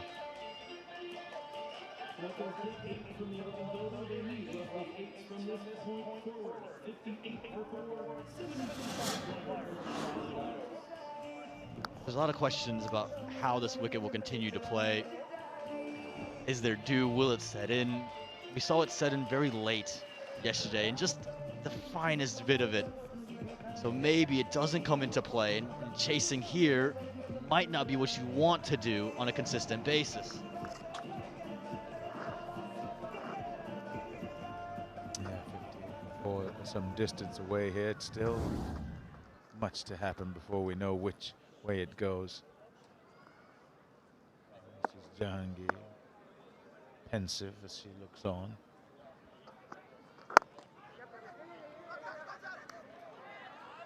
Could have been a bit of trouble there. A lot of work to be done from Tajinder Singh. Unable to get the backhand out and in time. Yeah, but about release as quickly as he could. And whilst he was moving along, but instead of it going backwards, it's gone in the direction he was going. And in the end, looks a little bit like a dog's breakfast. But still, it's about the effort.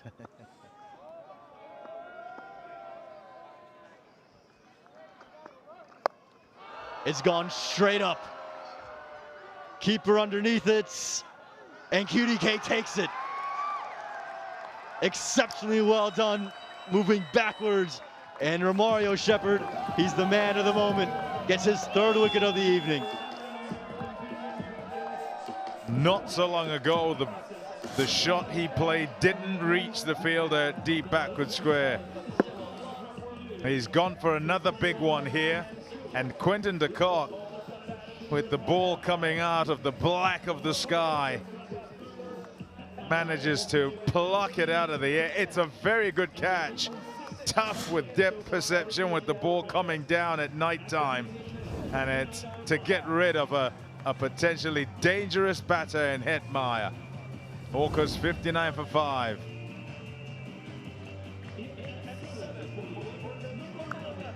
We saw the reaction from Nicholas Puran when the ball didn't carry to Manik Patel earlier, and saw how frustrated he was. It wasn't because Manik Patel could have gone there. It was because he knows Shimron Hetmeyer is the key wicket. That is a huge moment of the game, because how many games did we see last season won off the bat of Shimron Hetmeyer?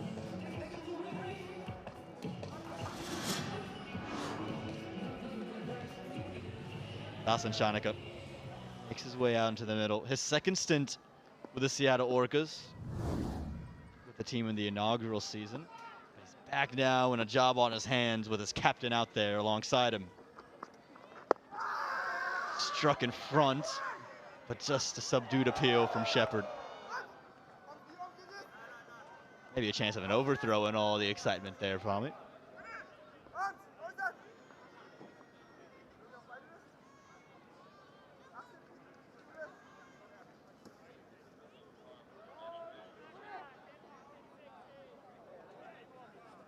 Nicholas Puram's asking a question here. He might be wanting the review Maybe he's saying to Romario, you've got to appeal, man. No, he said the umpire put his arm up. I don't think it was, he was putting his arm up as in to give the decision.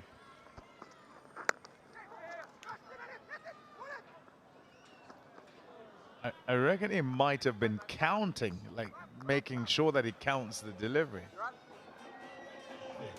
There you go, see? Saying to Wayne Knights at the other end, Jermaine Lindo saying 2 to go. Yep. Let's have a look here. And it seemed always going down the leg side, also a story of height. There's a big appeal, and let's watch him. Oh, hold on. Oh, maybe not. Maybe not. That's very interesting. I want to see that again. I thought he was just counting. Tommy, we saw Meta World Peace here yesterday. I think he would call this the pump fake from Jermaine Lindo. Is it? Ah, no, coming back down. I wonder. So clearly it made him think quite a lot. And then he must have just changed his mind. Yeah, it was height that was the issue. And let's have a look. Yeah, as well as missing. He said, Sheppy, umpire, do this. So funny. In the end, a good decision from Jermaine Lindo. Close at 12, it's 60 for 5.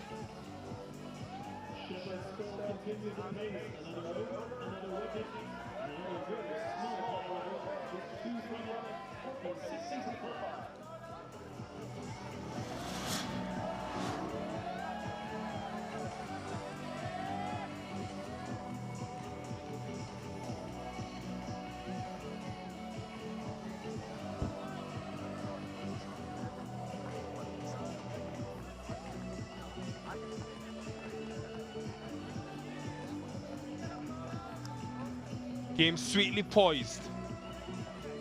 60 for 5. Similar stage at my New York, we're 92 for 2. But remember, folks, account for that collapse in the last 5 overs. 23 for 5. Disastrous. We've seen the off-spin 1 over of Tajinder Singh. Now Nosh Kenjige started the tournament none for 40, then dropped for a couple games, and when he came back, player of the match performance, 3 for 21 against the Knight Riders. And with the removal of Hetmeyer and the 2 right-handers in, Pooran goes to him.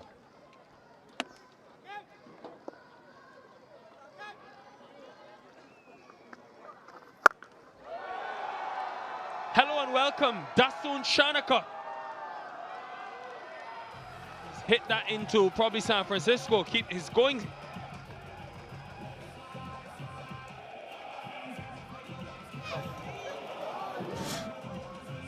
Again, Nosh just put that into the pitch a little bit short. He's got back and smoked that, the power from that back hit. Maybe he's looking to play on this pitch different to everyone else. Great start, good power, 6 runs. 97 meters, monster hit. Ball of the over as well. No sighters needed. Oh, they got it. Great work. Went a long way. Still traveling after it bounced.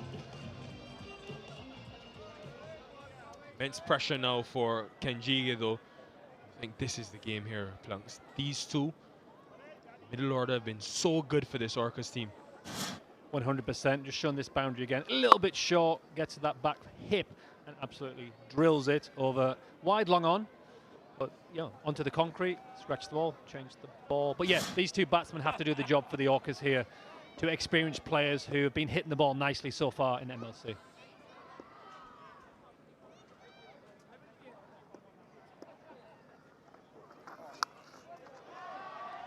That one was there as well. Just stayed a bit low. Shimron Hetmeyer is never going to hear the end of this. This is his teammate and one of his closest friends, Romario Shepherd, who removed him.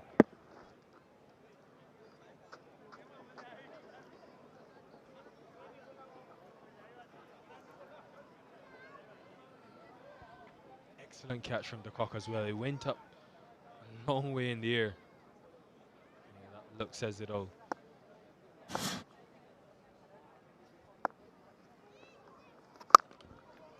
really do like the low-scoring games, Liam, where you don't know who's going to win. 132 at the half stage, you're thinking should be an easy chase. But 65 off 45, half the side down, asking rate creeping up to 9 and over. This game can go either way.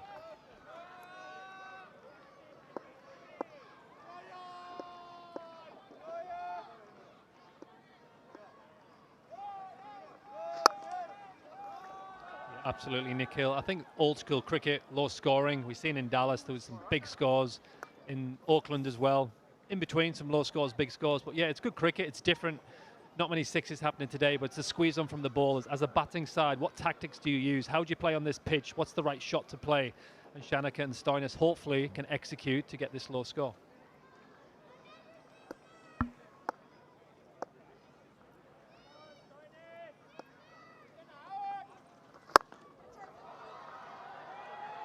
Just wide of Pollard, who gets around. May have just plugged in the outfield. Where's Puran going to next? Shepherd has got the one more. Could go all four of them. He's bowled that well. Bosch, though. Bosch has got two. Could be an attacking option with those Yorkers. Nosh has got away with that. This over, he's missed his line and length a bit short. I think, yeah, missed out there, Stoinis. Probably could have been 4 or 6. Wicket's not easy to hit on, but he needs to get that line and length a bit better.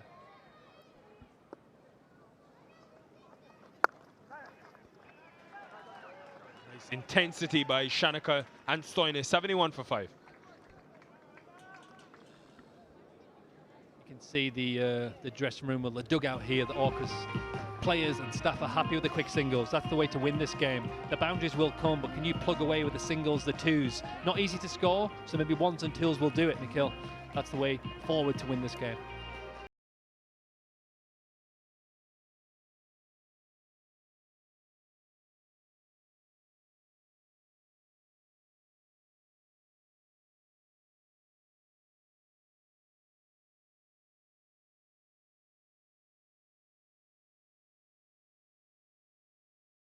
Gannon, all-rounders, but this could be the game right here. So hence, Romario Shepherd for the 4th over.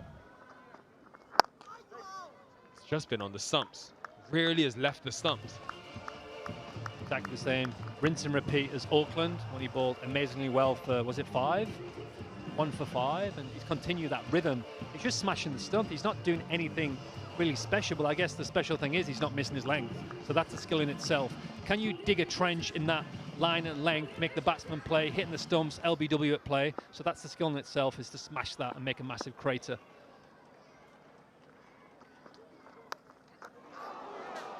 It would have been a specky had Quinton de Kock held on to that one.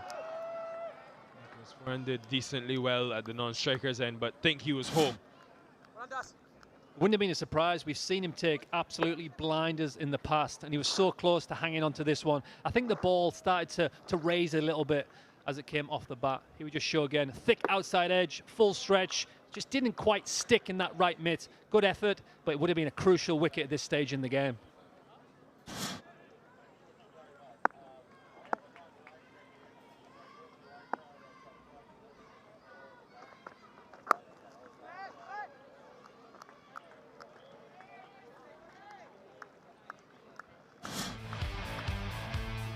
Shepherd bowling in great form. A little bit kept low, a big chop on, but that started the 3 wickets. LBW didn't bounce, went across, kind of a strange shot, but that's the way he plays. And then the massive wicket of Hetmeyer. Great catch as well by de Kock, and that kind of set things off for MI New York and put the pressure on the pod squad of the Orcas.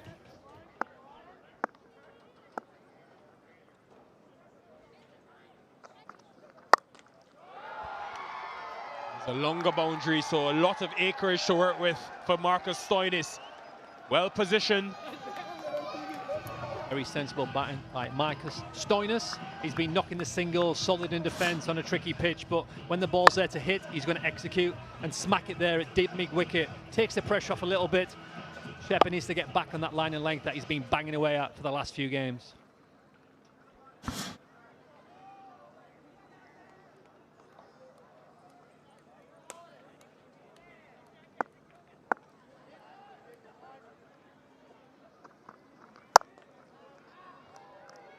Fielding has been good. Infielding, and go back to the Hetmeyer dismissal, Liam.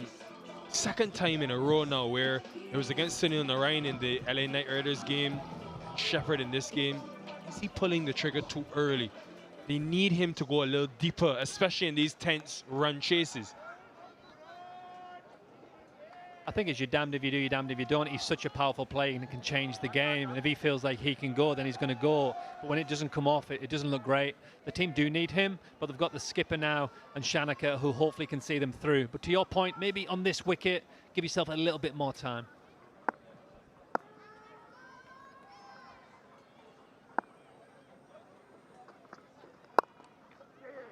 An easy wicket to start on either. Oh my goodness. What a miscommunication, what a piece of fielding. Umpire Tajinder Singh now pointing him out. Huge moment. Such a big wicket with Shanaka hitting the ball so well. Good length, good finish. Indecisive, running absolute circus out there.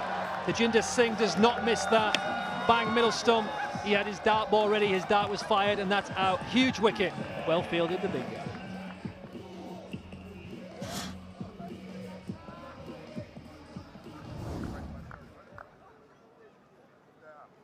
Shanaka gone for 11, 76 for 6.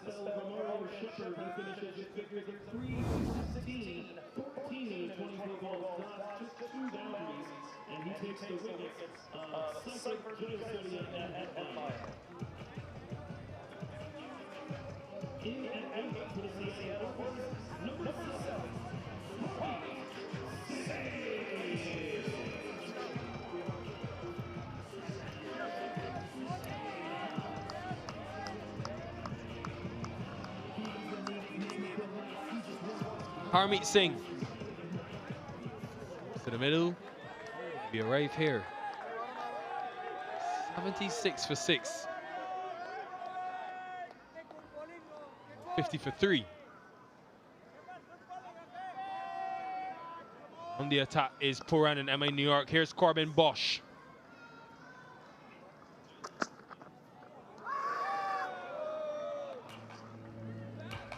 Been impressed by Bosch. Good pace, good bounce. I think he's going to be tricky here for Harmeet Singh to face, especially if he gets his lining length right with the odd aggressive bouncer, make him hang on that back foot. Here we goes the wicket again. Good length, block, indecisive, got caught in the middle, and great fielding. Great sense of awareness, and that's a great run out. That's a massive in this part of the game. And both guys were great in a nice partnership. Very disappointing way to lose your wicket.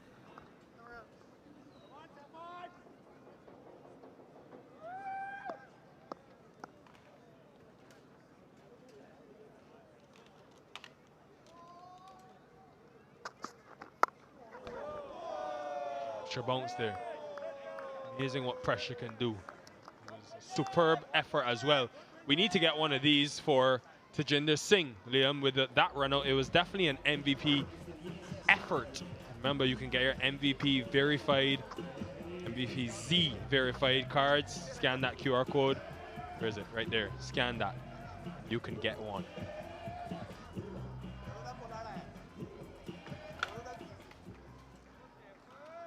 Needs someone to be an MVP, maybe the captain, Stoinis. So fascinating how this pitch is played. Everyone thought, judging by yesterday, that it would get better as we went into the night. Not too sure.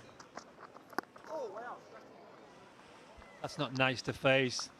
Bounce into the rib cage, but get off strike, keep the scoreboard ticking, release the pressure, and then put Harmeet Singh back on strike. But if I'm Bosch here, I'm being aggressive, I'm smashing the stump, I'm using that bouncer, I'm putting pressure straight on that new batsman. That's why it's so important. It takes you back all the way to the beginning of the game. MI New York, 51 for 1 in the Lexus power play. It is so important sometimes to maximize that opening 6 with the fielding restrictions. Because of this, you don't know necessarily what's going to happen after that. Tell you, Liam Plunkett, teams will be at home watching this, trying to discern as much information as possible, because tomorrow cricket continues in the City of Angels. We'll finally see Faf du Plessis take on the home team, Jason Holder's men. It is a blockbuster clash live from 6:15 local at the Knight Riders Cricket Ground. Do join us then.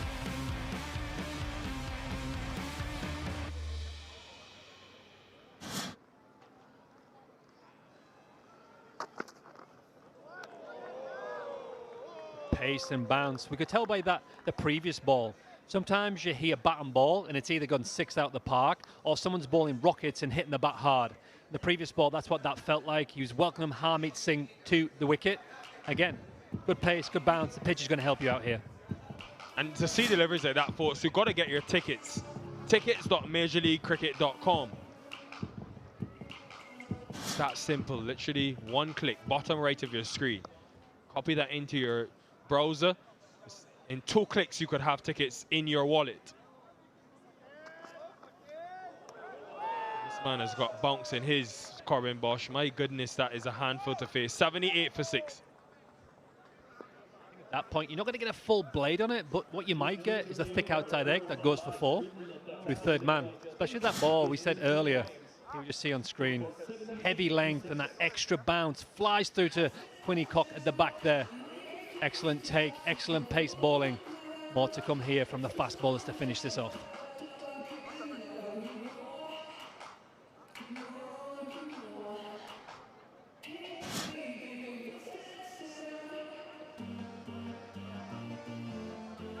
Damien Hoff, Dave Agnew, the 2 curators, they've worked so hard, folks, to get this surface ready. It's been done in record time.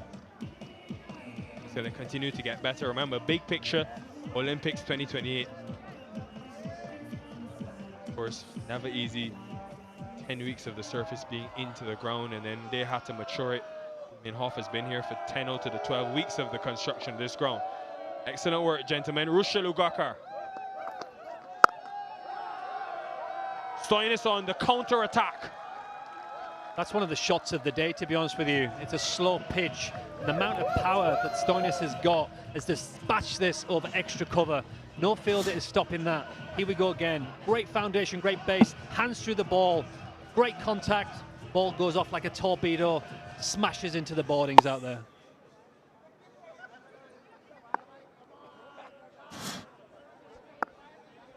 Is there more to come? Intent was there, but the fielder was as well. Fielding, bit of sandcastle action out there for Tajinder. Got his knees stuck a little bit. I think he landed on his shoulder. But he's on fire. A run out and now a diving stop. That's what it counts on a low total like this. You need your fielders to be up for the game. Tajinder's just dove there. Got his kneecap stuck a little bit, but managed to keep hold of that ball.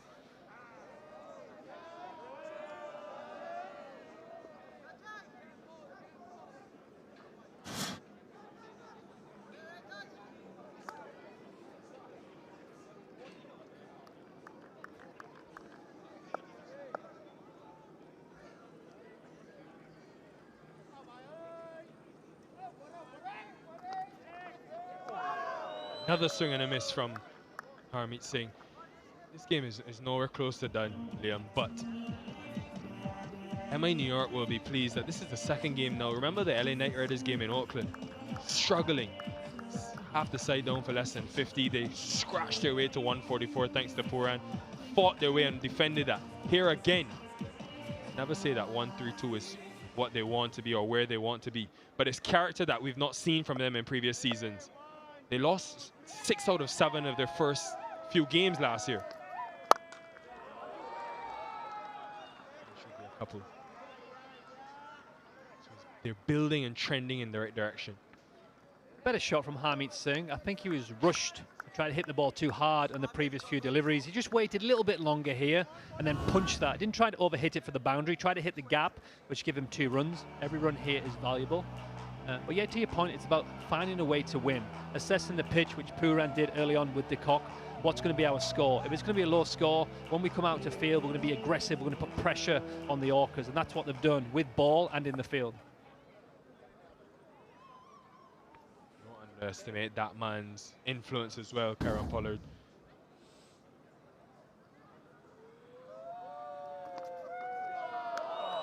Cannot find the bat at all. Harmeet Singh. Seen it a couple of times this season, last season. Pooran would make a decision in a bowler or even sometimes a field change and would shout to Pollard, who's usually at long off, to get a second opinion. The two of them work so well in tandem. Why not use the brain of someone who's played more games than anyone else, got more runs than anyone else? Why not pick that brain? Because he's a smart cricketer, very experienced, and them two work really well together. And that's why they won it last year, and they look for a good chance to win it again this year.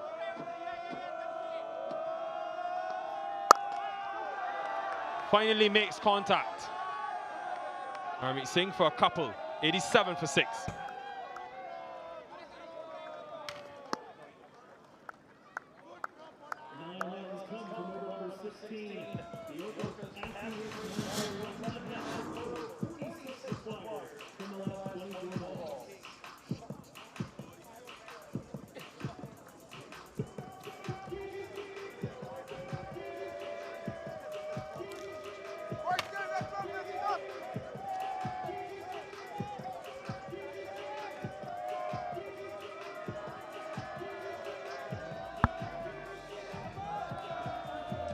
Yeah, it's getting tighter here in match 17 of Cognizant MLC in season 4. They need 11 and a halves. It's very challenging in these conditions, but you just never know because Marcus Stoinis is there and Harmeet Singh does hit a long ball. Got to hang in here for the skipper, that man there. Marcus Stoinis out of Australia. He is the man with the key.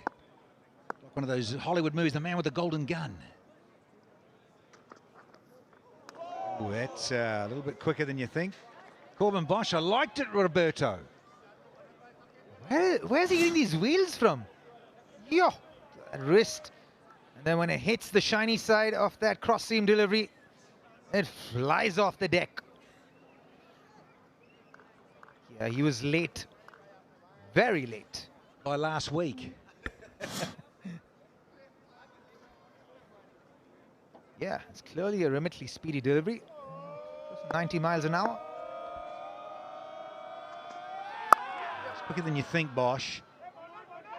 Slightly off. It can also disappear very quickly to the fence, but the moment asking just keeps climbing skywards. 12s now is the asking. Old bingo score, 88 for 6 now.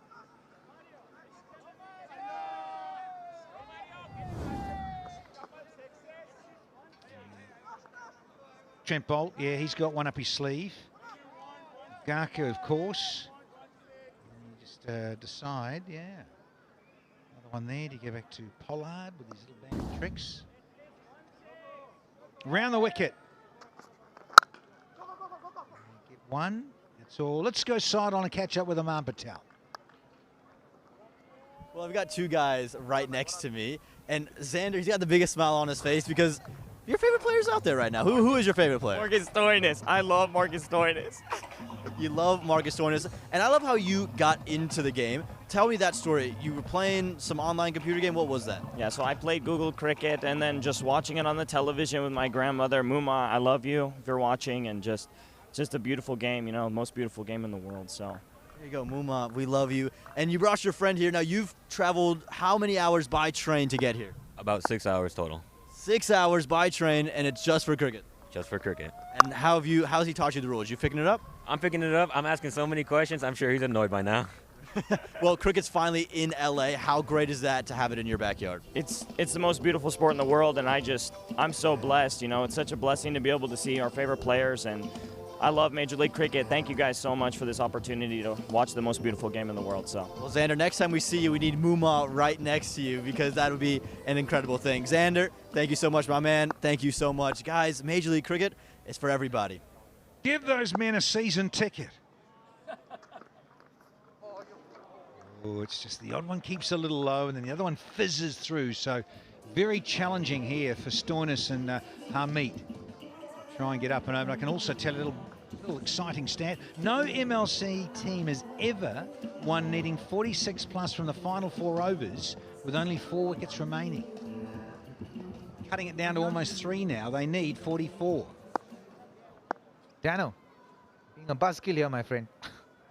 Calling out stats that leave the batting side in behind the 8 ball.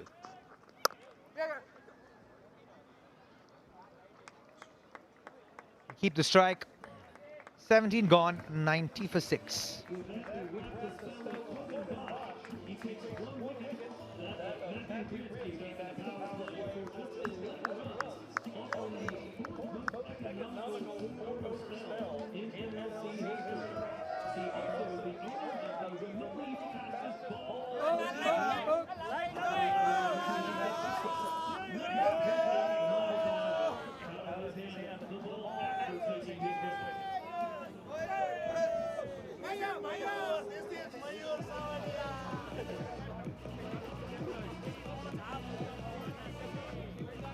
Corbin Bosch, best ever in T20. 1 for 11 from 4 is most economical for Corbin Bosch ever in T20. Agaka now. Miss it, and just as well because it doesn't carry. Now we've lost the strike, says the captain. But yeah, Corbin Bosch, beautiful stuff from him. In terms of hitting a length and the back end of it. Those dot balls, I'm not surprised. Variations come around the wicket, back over the wicket, and some good length stuff as well thrown in to make it doubly difficult to get away. 1 for 11 from 4. Tweak in the field. Long on goes a little bit wider. And that's why he went wider, but I think it split the gap beautifully. Yeah, 1 bounce for 4. Much needed from Harmeet Singh. Harmeet gets the much needed boundary for the Orcas and for himself. 38 of 16 deliveries now. Pick the gap there. Ready. Stayed low with the ball. Nicely done in the end. They need a whole bunch of these to pull this off. Yeah, it's clocked over 14s now for the last 3 overs. So now, with 38 from 16, need some magic. Magic from Harmeet Singh and the captain. Is it long enough? No, it's not. Harmeet Singh tried to go for a super sixer, and he's come second. Yeah, I tried to go more towards mid-wicket than straight over the bowler's head. And it was a knuckle ball from Rushil Ugakar. A clever little bowler, this guy. And Tajinder's having a good day in the outfield. Cleans up well at deep mid-wicket. Punjabis in the house are happy. Harmeet has to go. Goes for 10 of 12. The Orcas are 95 for 7.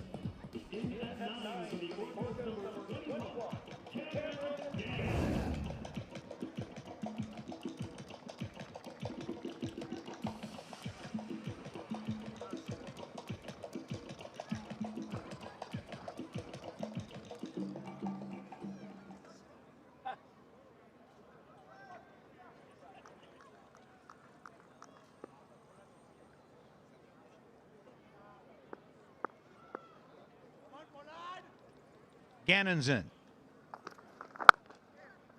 So a couple of Aussies out there. Have a shy. Oh, yeah. Just keep running, Mr. Gannon. Galloping Gannon has come second massively. Start the hot shower. The Orcas are tumbling, and they're tumbling fast here. They had to get Stoinis on strike.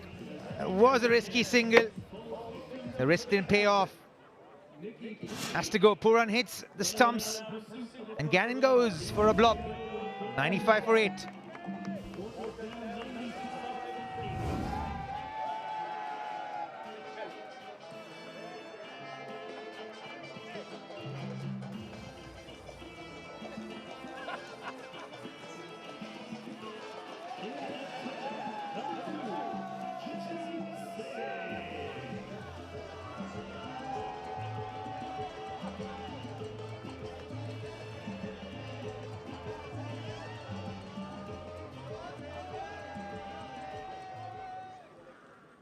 Jesse Singh is out in the centre now.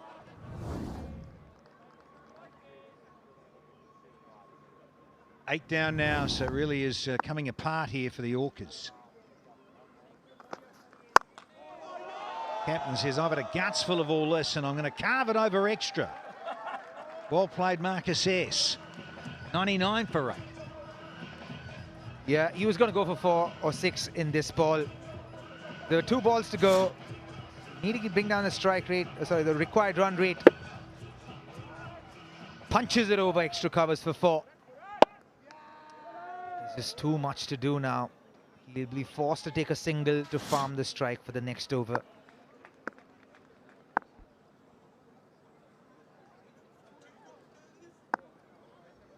Last ball of the 18th.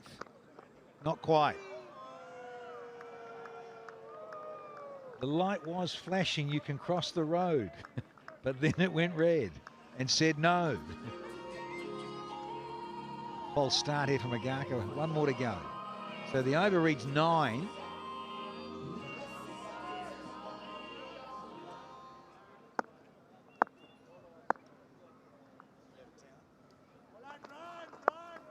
Swung away, another boundary, so a much needed swivel from the skipper. 13 off the over. It's 103 for 8 here.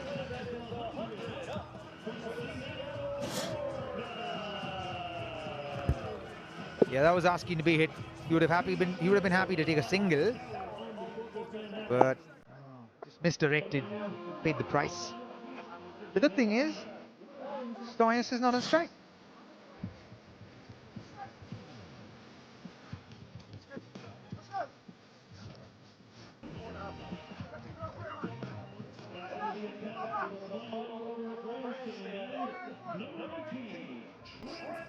.30 runs, so 15 and over for the last 2.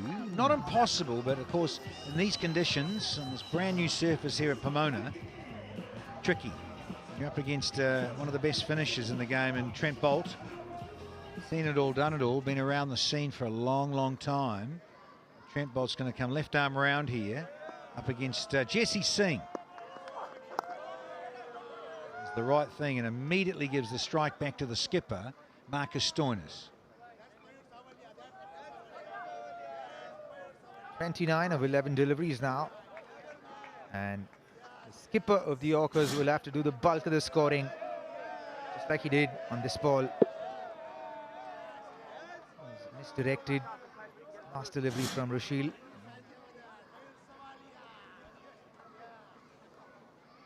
So a couple of old war horses to face off here.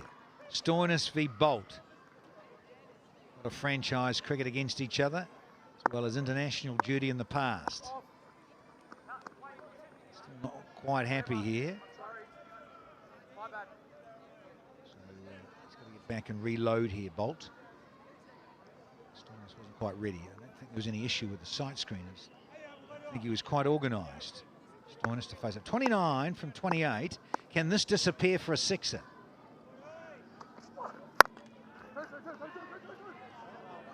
For 2, shall they get 2? Singh, no, he slipped. Singh, he slipped on the turn there, couldn't get back. Yeah, it didn't make sense why he would run if he can't farm the strike back. I think maybe Jasdeep perhaps just slipped at the striker's end while turning.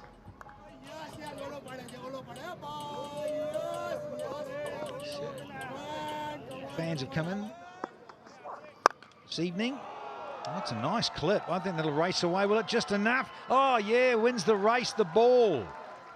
That's a great strike into a good gap. Jasdeep says, hold my beer. Let me do some batting here. Picked it up. He had shot mid-wicket there. Close catching shot mid-wicket. Played that shot nicely. Gets an important 4 runs here.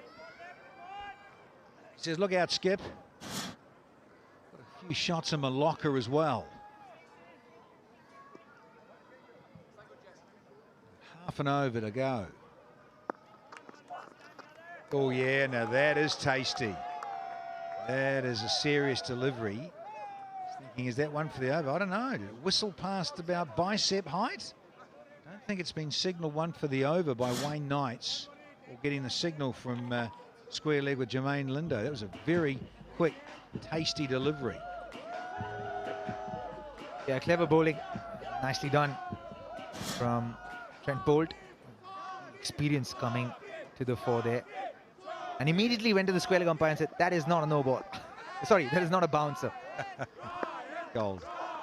Slower one.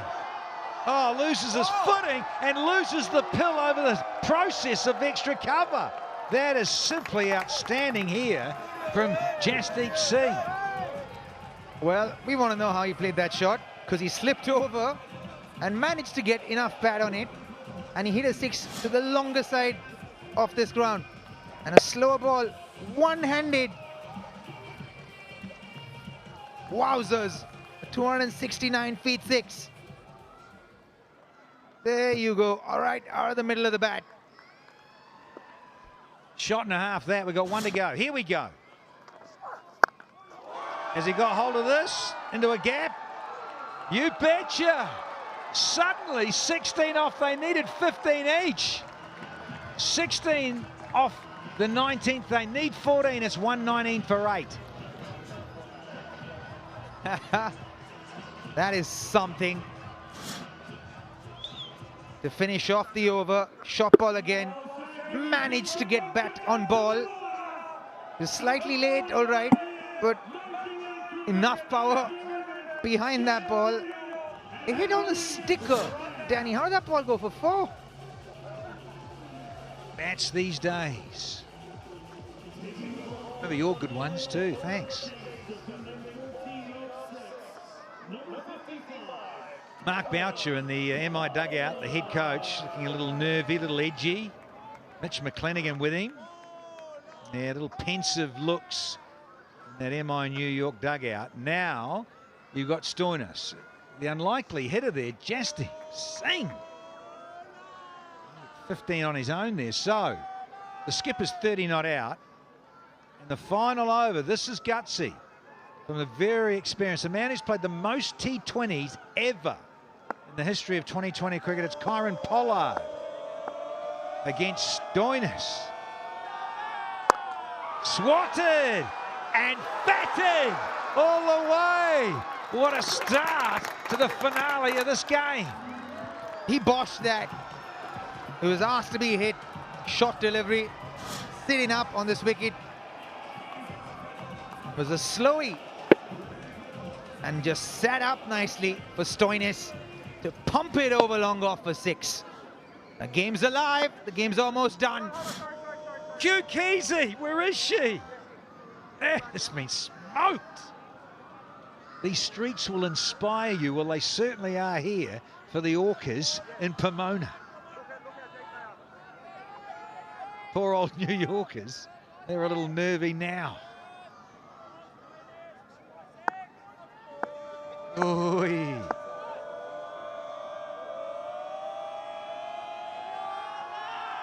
And carved it. Oh, no!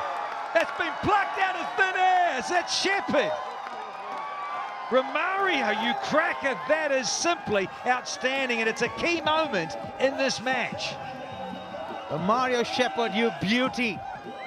Adding drama to this game. Wow, this is not over yet. Pitched up this time. Should have been 4 for all his money, but he grabbed it out of thin air. And the reaction says it all. Both from Jasdeep and Stoinis. Look at that dressing room. That's hope crashing down. Stoinis goes for 36. The Orcas are barely 8 runs away. 125 for 9.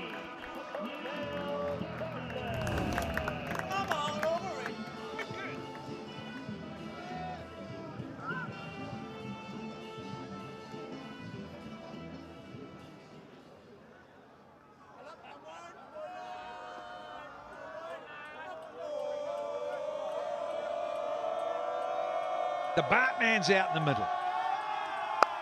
Oh, wrist work. Oh, VBS Laxman, eat your heart out with that wrist work. Yeah, here's a look at the wicket again. Backed away. Nice catch that from Mario Shepherd. It's been standout in this Cognizant MLC for the MI New York. Yeah, acknowledged by the skipper.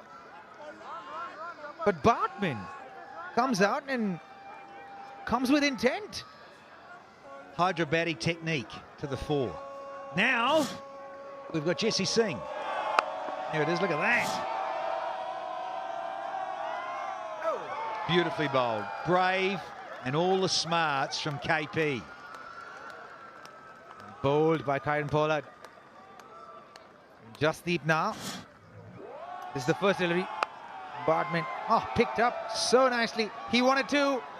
Jasdeep said, no, let me handle this. 7 of 2 deliveries now. He's got to hold his nerve, Jasdeep. He's the man with the most number of T20 games, will be holding his. Where does he go here, Pollard? Went short and into it. Yeah, brilliant. There you go. Now, they need a 6 to make it a super over.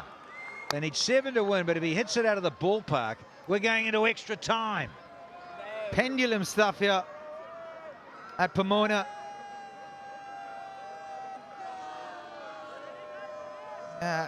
Swing in so many different ways in the last 3 overs.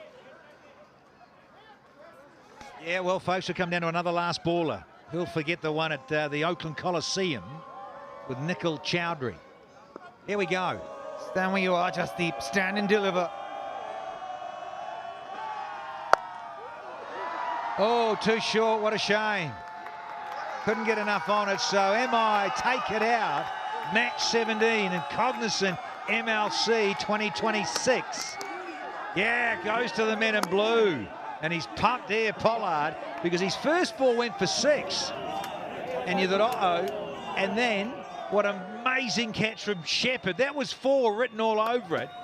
And it would have been a different story had that gone enough over Mario Shepherd's head for 4. But in the end, he plucks out a great catch. And it was the difference, really, in the final stages of this contest. There he is. What a great pair of hands from Mario Shepherd. What a great clutch catch to get rid of Stoinis for 36. Yes, his cognizance was right up there, wasn't it? Lads, look at the points table. The Orcas move up to 3. New York are there at number 2. The Unicorns are at 1. Super Kings, Freedom, slip back down. Net run rate's going to be super crucial this season at the Cognizant MLC.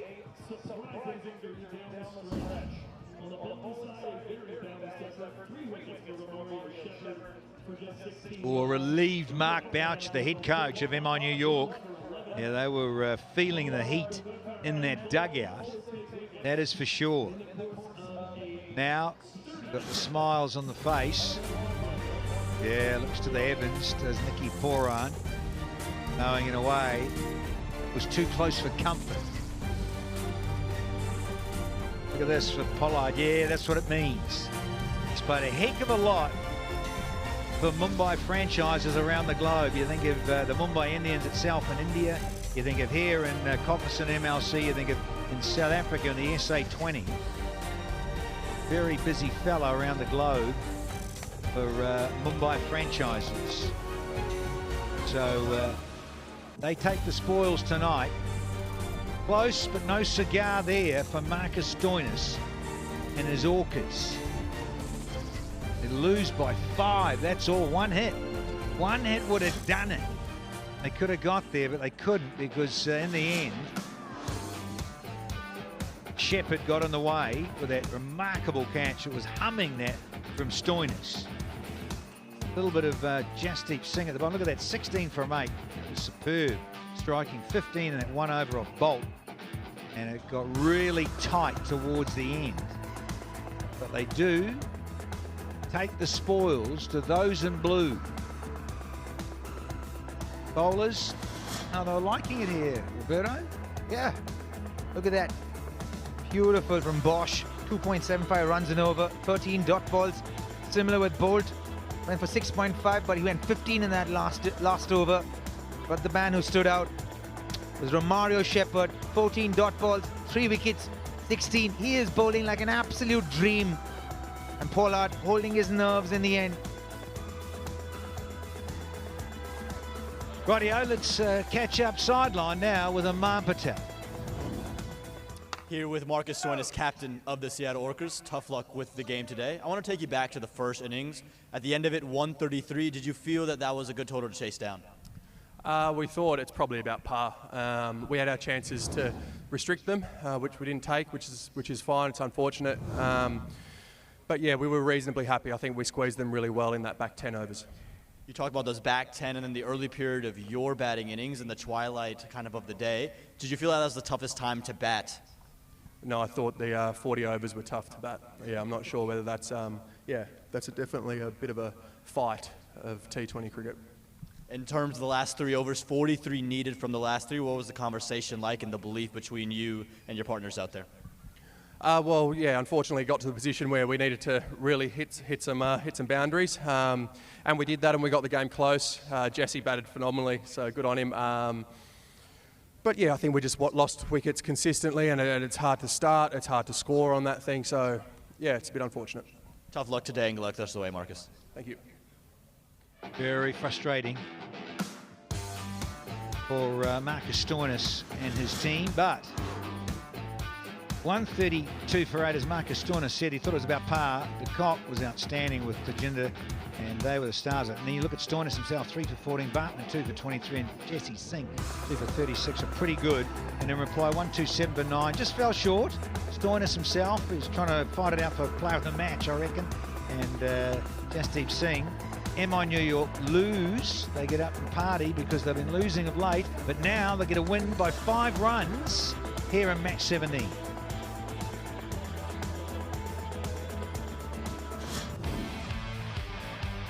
Wanted to track down 133 to win it.